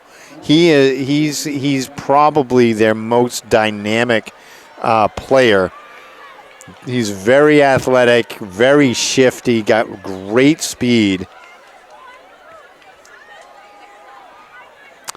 Well, let's see where the spot is here. That's awfully close to a first down. I thought he got it, but again, it was on the very far side of the field. They're going to call it 3rd and inches.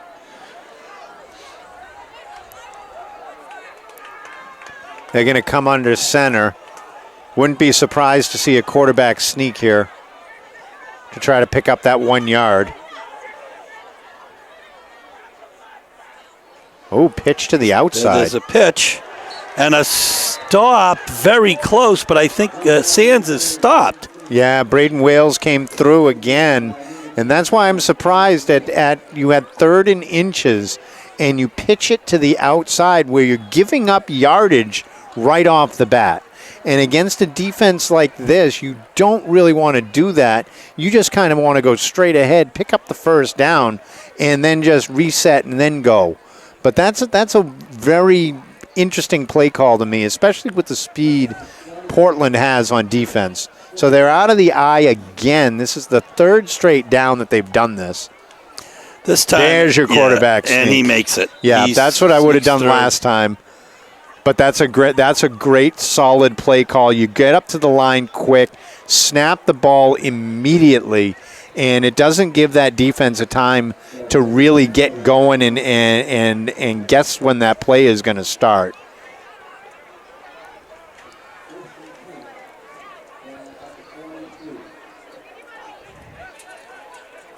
So now they're back into the pistol formation. And it's 1st and 10. Coming around on the sweep is, stopped. Just That's big Isaac Alkafaji. also in on that tackle, Jack Martin. Yeah.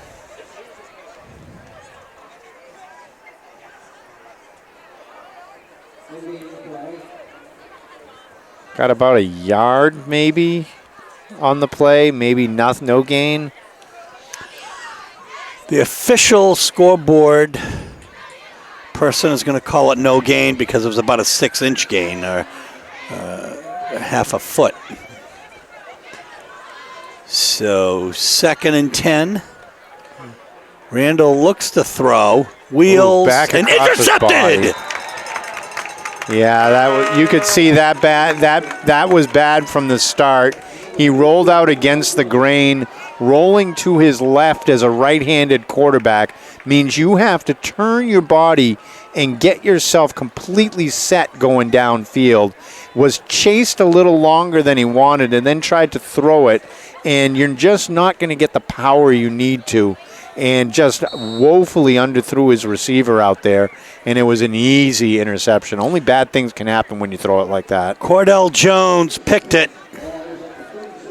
It'll be 1st and 10, ball on their own 36-yard line for the Dogs. Louis Thurston has one in motion. They've run that play a lot tonight, and McGowan gets about a solid 9-yard gain there. Yeah, they've been blocking very, very well for that.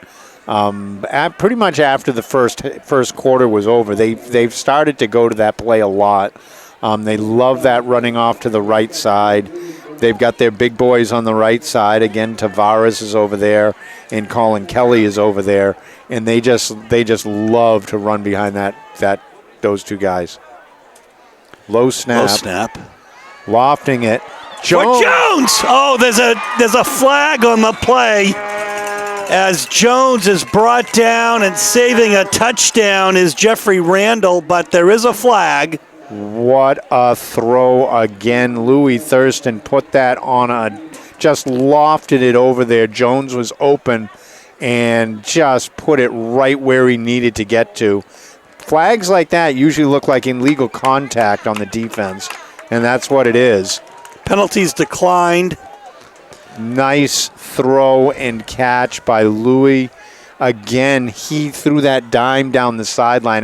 That went for about 45 yards. They're going to put it down. They're putting the ball down at the 13. They were about at midfield. No, maybe at the 40. What a night Thurston is having. So, yeah, 45 yards. Thank you for that assistance, Dave. Doing math. Very well. I have a feeling you're a math whiz, among other things. But 1st and 10, ball on the 13. Looking deep in the corner, a little too far for Jack Martin. Yeah, give Jack a look there on the far side. It was a good idea. You had one-on-one coverage out there, and he ran a fade to the far corner, and Thurston just put it a little bit out of his reach. That's a tough throw from there, because that went from you're on the left hash, throwing it all the way to the right corner. So that's a long, long throw to get to where it needed to get to. So everybody's looking for the call here.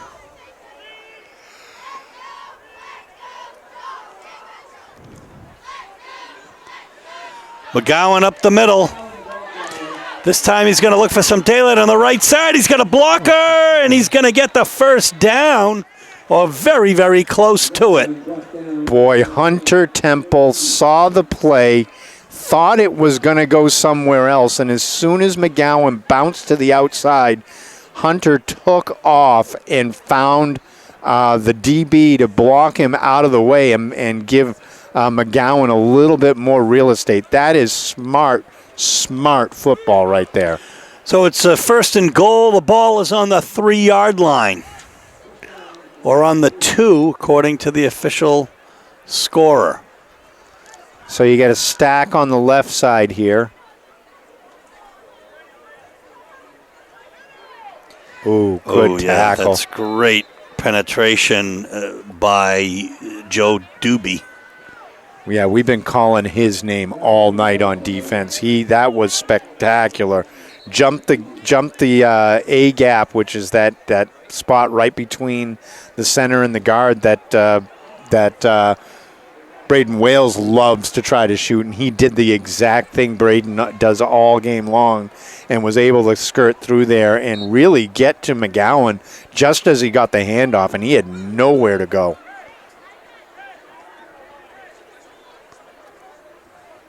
6-yard loss on the play. Yeah, second and goal, ball in the 10. Thurston back to throw. Oof. Oh, my goodness. He's out of the pocket there. He was out of the pocket, and there was a receiver near him, but I think they might call that grounding anyway. I mean, he was out of the pocket, but the ball did not get back to the line of scrimmage.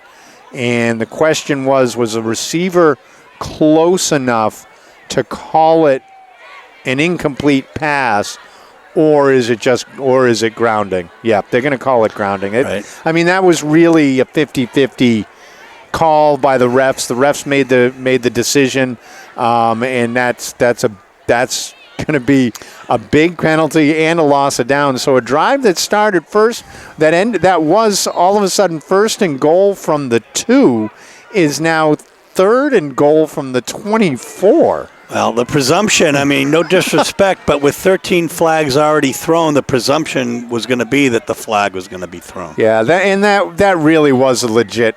That was a legit penalty. I mean, was there a receiver there? Maybe you could make an argument for it, but really you could see he was just trying to get rid of the ball to avoid the sack. He didn't get it close enough to his receiver, didn't get it back to the line of scrimmage. So, yes, it's a penalty, and Portland is now looking at fourth and goal from the 19-yard line. They're going to try another long field goal, or are they going to go for it? I mean, they tried the field goal earlier, and it had plenty of distance. Colin Lannon tried it, and he was wide right. But now with a 26-0 lead, maybe you're going to go for it. You just sail it up there. Or you run it as close to there as you can get. Yeah, to the end zone. And leave Lewiston with a really, really long field. Now they're going to call timeout and talk about it. So there's 5 minutes and 6 seconds left here in the third quarter. The Dogs are up 26-0 in this Class A first round playoff action. So, they're going to actually go for it, as you said, Dave. 4th and 19. Yeah, if the worst thing that can happen here is they turn over the ball deep in the end. It was a 50-50 pass there, and not such a bad thing. Not a bad thing, because if it's intercepted right there, it comes back to the 20-yard line. If it's caught, you get a touchdown out of it. I mean, it's a no-lose situation right there. You're going to give Lewiston a long field. They're going to have to go 81 yards to get a score here. And with the way your defense has been playing, I like the call. Though I would like to see him give Colin Lannon a chance to redeem himself from the 42-yard field goal that was inches away. And that would have been about what would that have been? About a 40-yarder again. Yeah, it's 39.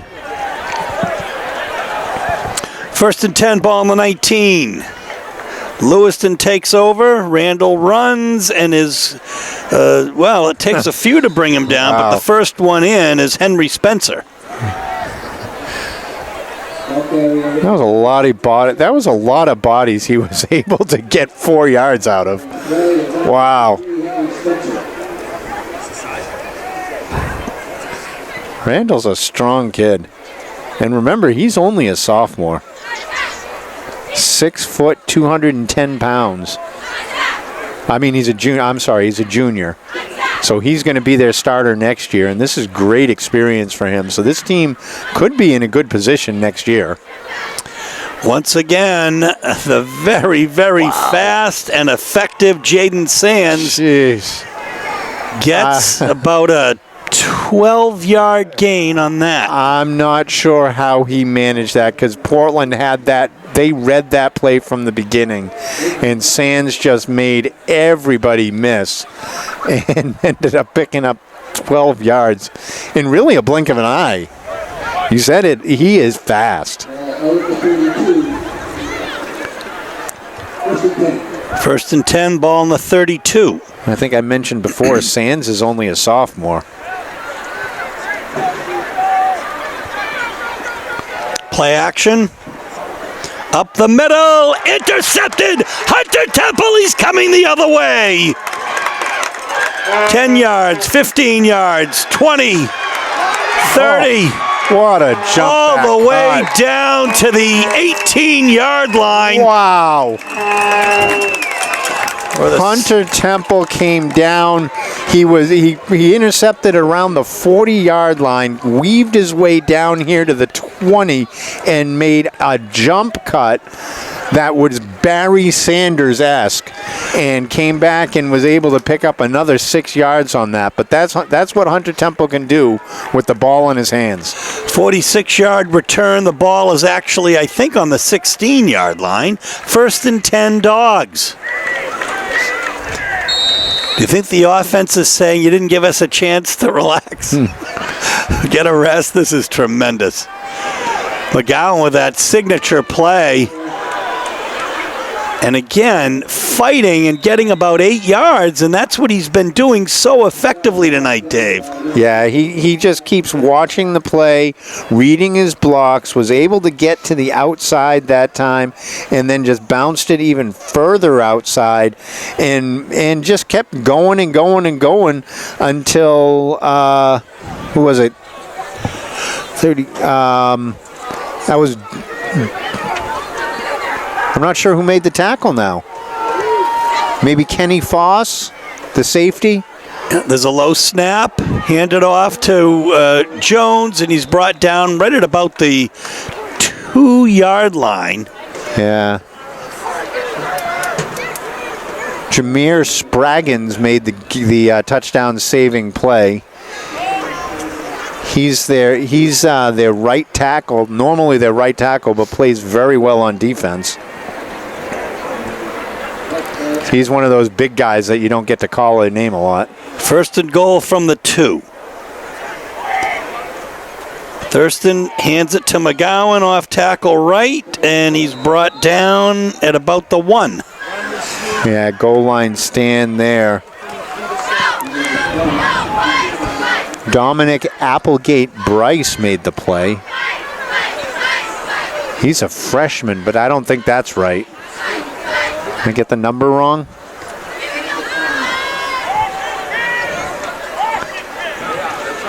Anyway, it's going to be 2nd and goal from the 1.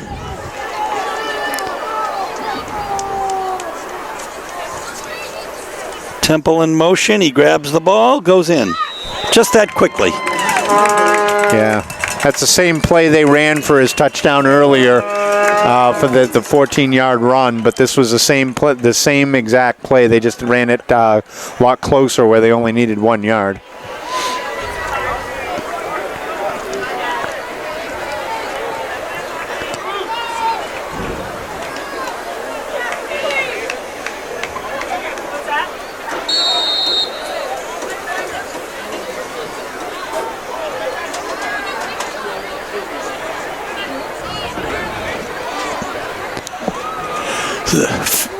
Well, that's low. That was blocked. Yeah. So 2 blocks tonight of kicks, and he'll have a little work to do. Yeah, he missed one on his own. I don't know if he missed. That looked like it was blocked, but that's something that the Dogs will have to work on. That punt protect or kick protection, because points next week are going to come at a premium. Last we had checked, Oxford Hills was leading Wyndham, but that was around halftime here. They were up 6-0.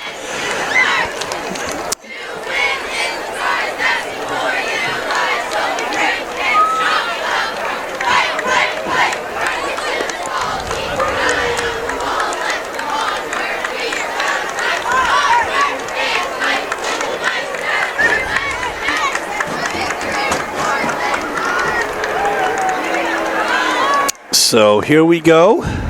The Dogs set to kick off, and Jaden Sands set to receive. Colin Lannon. Ball's on the 40, and here we go. 2:44 left here in the 3rd quarter. Dogs up 32-0. Taken at the 20. Boom. Ran into his own player. And then he ran into number 51, who is Colin High, who's had a good game tonight.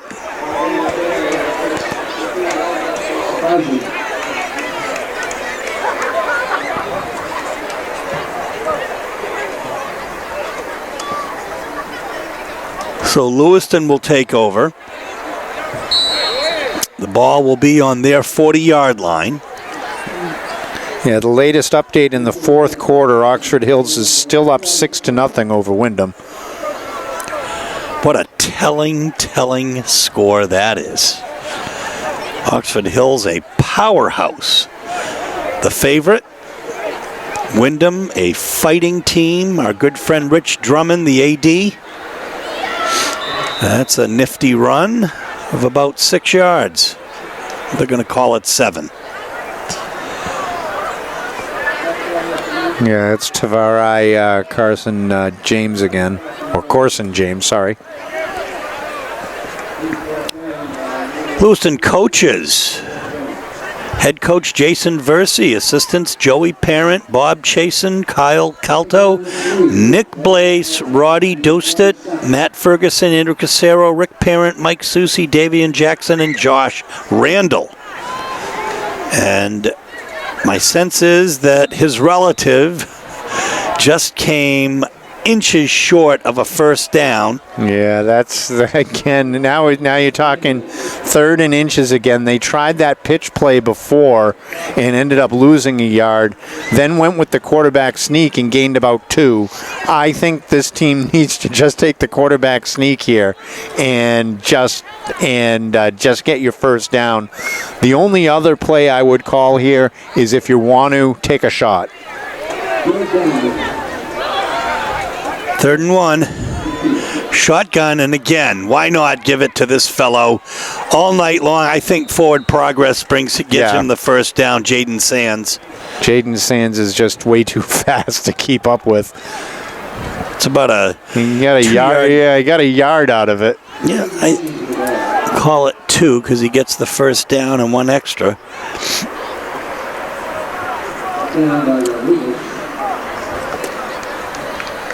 Rodriguez with the play on the stop.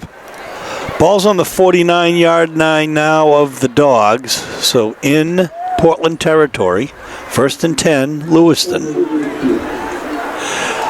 Whoa. Muffed snap there, but recovered by Randall.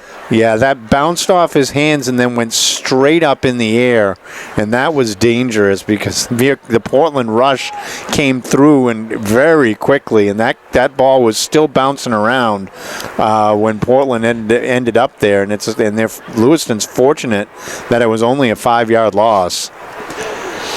It'll be 2nd and 15. Ball on the 46.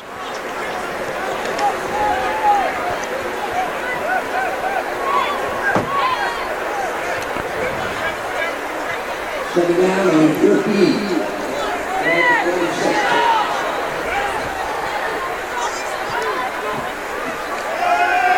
Comes the blitz. Ooh. Rodriguez got out and hit. Wow, look at that run.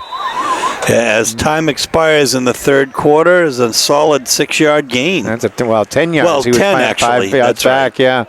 He turned the corner, pump faked once, and just kept on running. That was a smart play. End of the 3rd quarter, the Dogs are firmly in command, 32-0. 3 more points, and we'll be in running time, folks. Okay, 2nd and 7.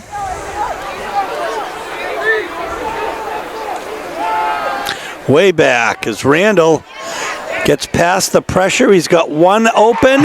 Intercepted again. This time Jack Martin goes down. What a run back. Yeah, Jack Martin saw that play the whole way. Isaac Al-Kafaji came in, grabbed the quarterback, and Randall spun a little bit and then was able to throw it downfield, but Jack got the interception. I think, however, this might be coming back on a face mask, maybe? No, it's going to be, I'm not sure what it is. It's a holding on Portland. So it's holding downfield on Portland after the interception. So it's during the run back. So it's a hold on during the run back, way back here at the 40-yard line. Now, that erases a 60-yard return and instead makes it about a 10, 21-yard return. Yeah, ball now at the 36. So I wasn't sure if there was something in the backfield before, but it was definitely on the return.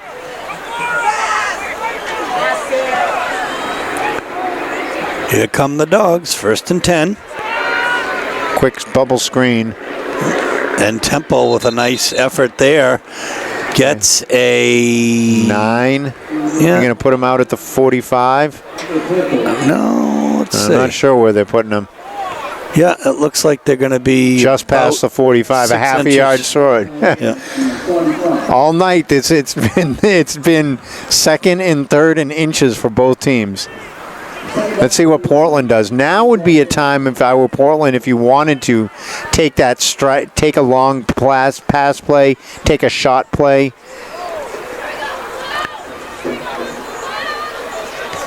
Or just hand it off to Jones. Yeah. Or, Rodriguez. Yeah. And he gets a solid, about a 8-yard gain. Yeah, nice to see somebody else touch the ball, give them a chance, move it around a little bit, because I mean, again, next week, either Wyndham or Oxford Hills, that's a step up in competition, and you're going to need more people touching the ball than just Jones and McGowan.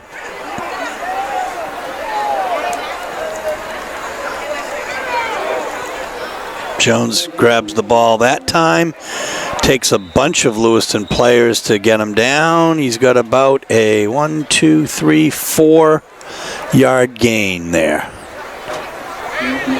Of course, and James was on the top of the pile. I couldn't see who was at the bottom. It'll be 2nd and 6. Folks, check your schedules, check the Press Herald, check the MPA tournament website, but our understanding is that the next game for the Dogs will be Saturday, the 11th. The question is what time, and part of that will depend possibly on whether a Portland soccer team is in the state final. Well, that was almost a jersey tackle there, and that is a solid 6, probably that's a nice 10-yard. That's a 10, 12-yard gain there for Rodriguez again. So they pulled Jones. They took Jones out, give him a breather, put Rodriguez in there as a running back. Of course, the Dogs have tremendous depth. We're going to give him 12 yards just so we could say he's got 20 on the game. From our perspective, math is hard. It is for me. There we go. Protecting the ball. It's number 24, Joey Baker. Again, they're giving. So they've moved. They understand what's coming up next week. They go away from their two heavy hitters and giving Baker and Rodriguez some touches, and they're actually moving the ball pretty well. And I like the fact that you're doing this with your starting line and your starting quarterback. So it's really, just give them a shot with the rest of your starters in there to see what they can do. That was a 7-yard gain for Baker. So it'll be 2nd and 3. The low snap handled. On the right side is Rodriguez, but we're going to have a flag, and looks like it'll be a holding. Yeah. Against the Dogs. Yeah, that was on the inside there. The line was getting downfield a little bit, and there was a hold just as he was kind of turning the corner there. That opened up that whole run.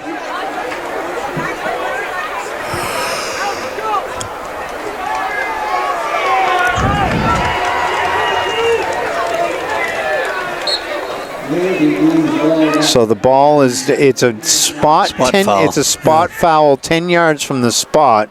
So that's going to go down as a 3-yard run for Rodriguez.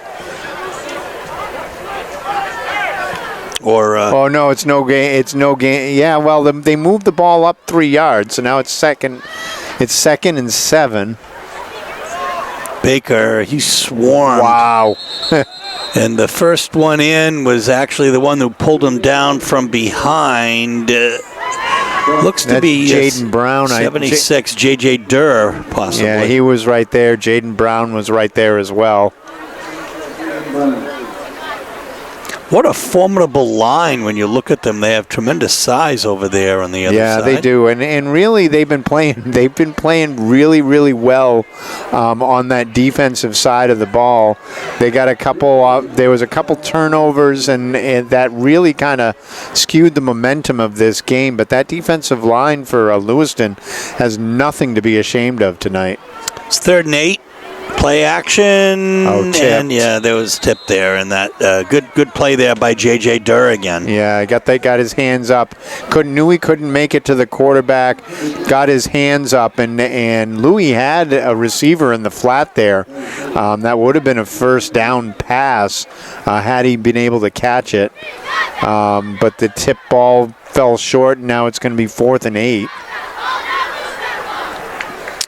And Would imagine. Oh, I'm sorry. Yeah, it's going to be 4th and about 8, and Portland's going to go for it. Well, we got a whistle right now.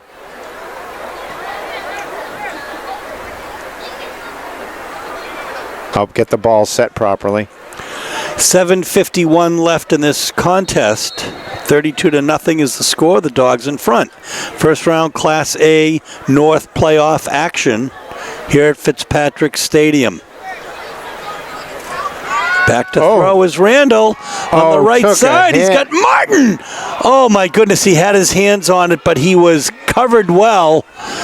And I think that was Deion Jackson. That was great coverage. With great coverage. Yeah, Deion Jackson was playing wide receiver right there, and it was all Portland could do to play defense and knock that ball away. But both of them went up for the ball. Both looked like they had their hands on it, and that was almost a touchdown, and it was almost an interception, and then it went for an incompletion. So it'll be 1st and 10, Lewiston on their own 31-yard line. 7:44 left. So Lewiston is not going to quit in this game. They're going to play to the bitter end.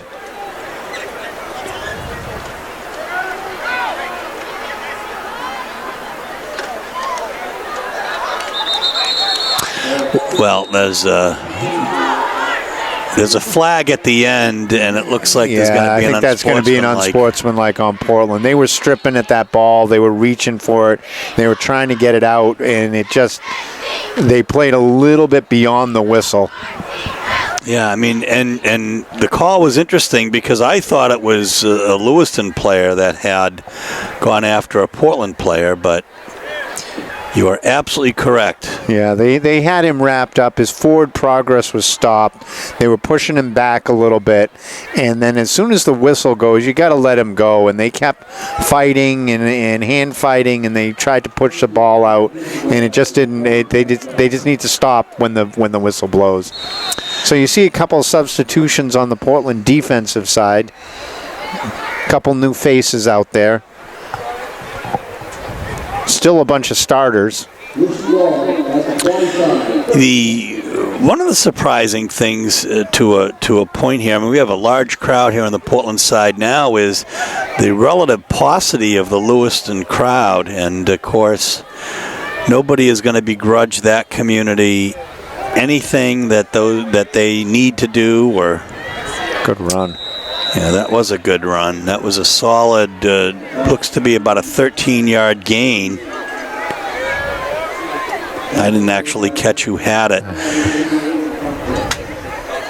But it's an odd time for a game, a Monday night.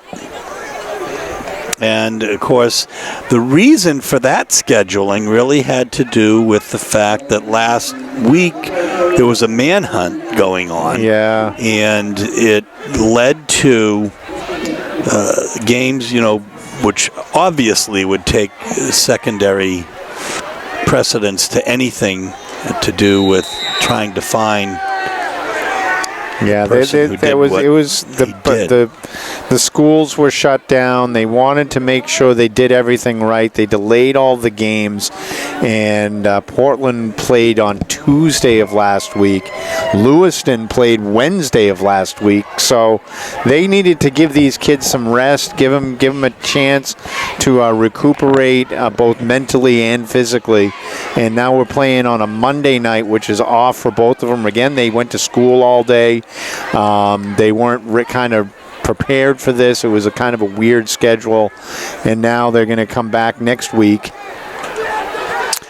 Portland will come back next weekend and play, and now there's another flag late.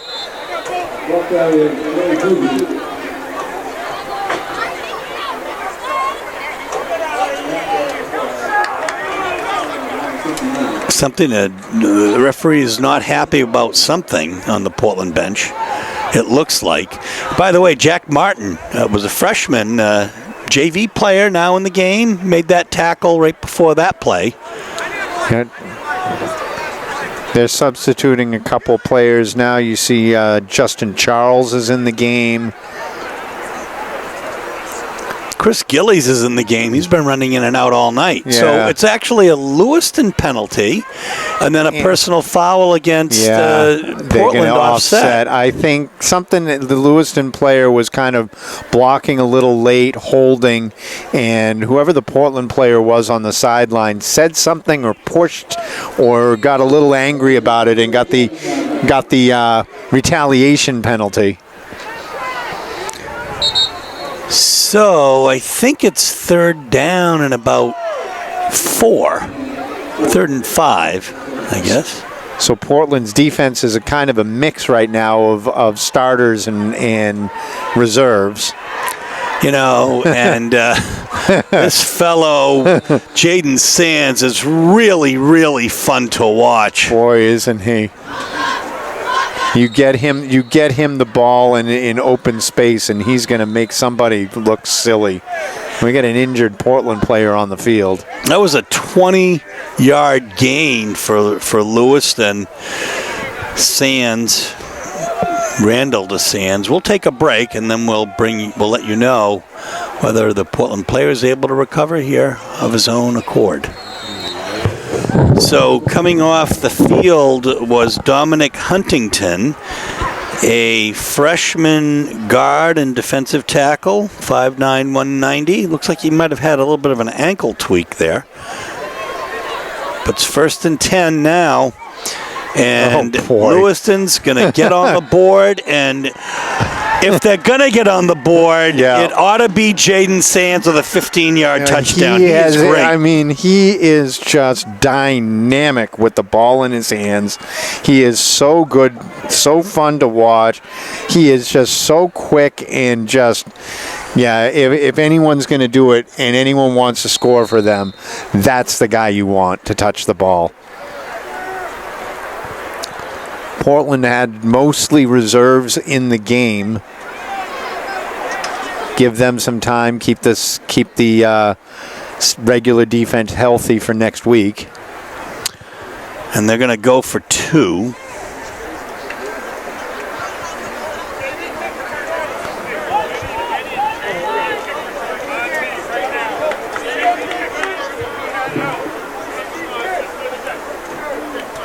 Rolling to the right is Randall, and he's in for the 2-point conversion.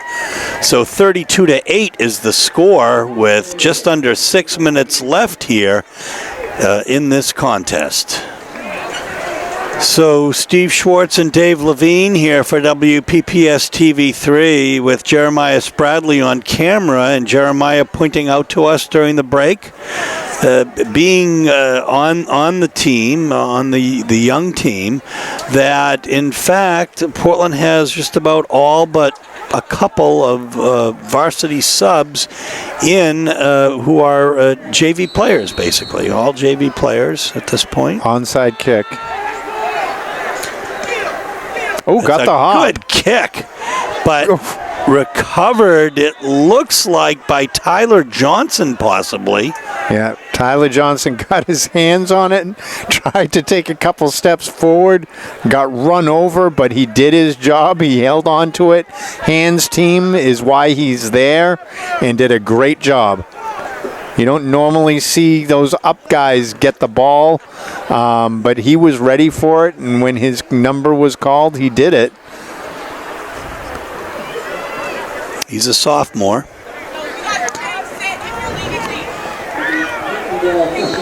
So Portland is running with their backup offense, their JV offense.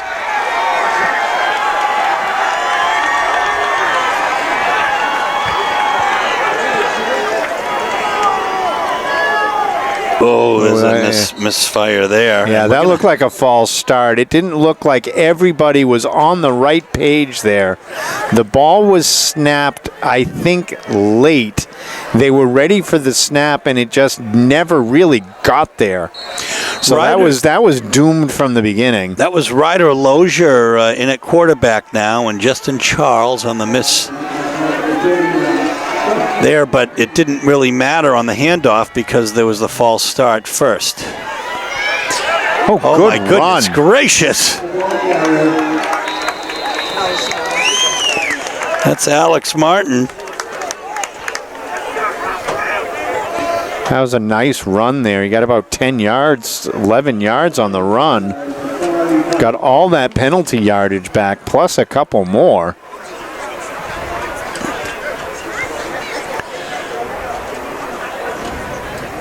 So second down and about 5.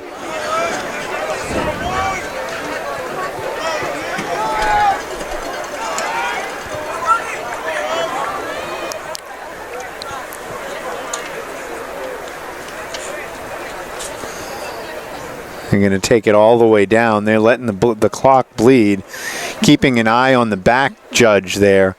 Black judge will put his hand up in the air and to count down the last 5 seconds, and then they'll go into their snap count. Oh my gosh, that's a very, very quick player right there. And that is, I think that's Charlie Abramson Thompson. And he gets about another 12? 12 yards maybe.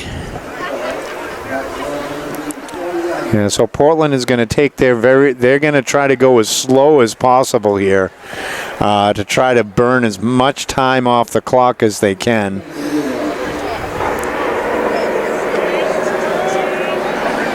First and 10, ball on the 40.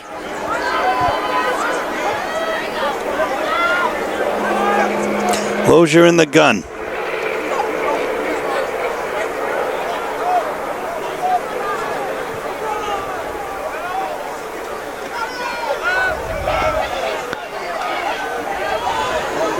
This time, a great tackle there by Lyndon Charbonneau. The runner was Alex Martin. That's a loss of 1 on the play.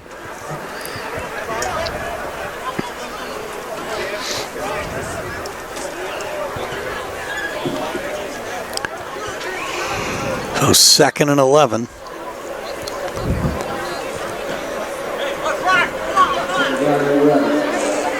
Three minutes left, folks.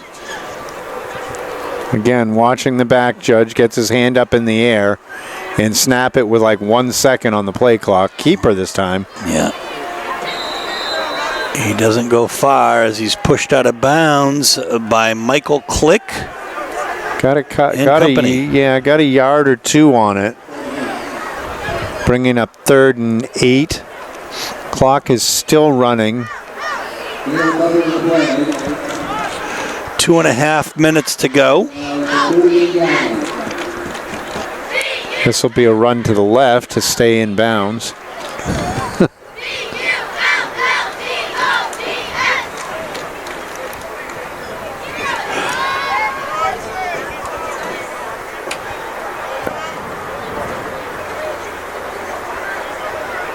And here we go, cutting inside, and again, Charlie Abramson Thompson. So it's good to see the future of Portland High School football with 2 minutes left here. And what I was saying, it's fourth down now. What I was saying before was that we're not sure exactly when the game time will be.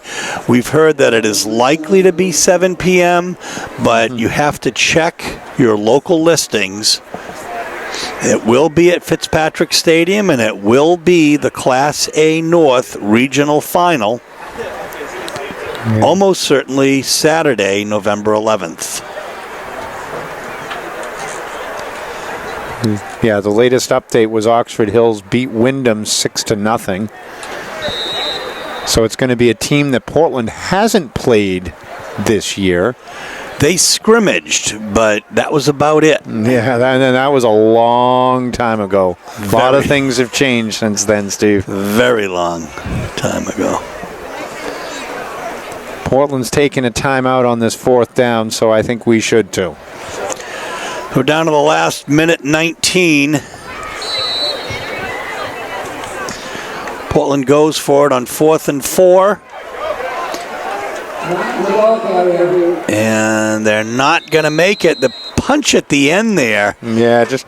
he was on the ground. I guess no call there, but that could have... Frustration from the Lewiston player. Yeah, Kenny Foss was at the bottom of the pile there. They're going to give Portland the first down with that extra little reach. Oh, my goodness. They're going to wind the clock, and that's going to do it for Portland.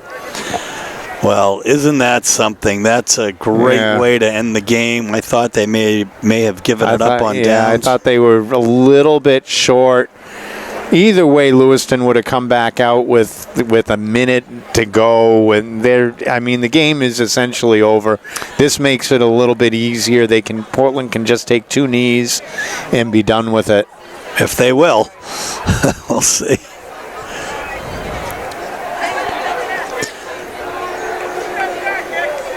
The quarterback, and that's what they're going to do.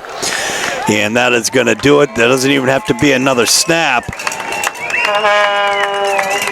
And Portland High School is going to be victorious. They're going to shake hands. We're going to catch the teams shaking hands, of course.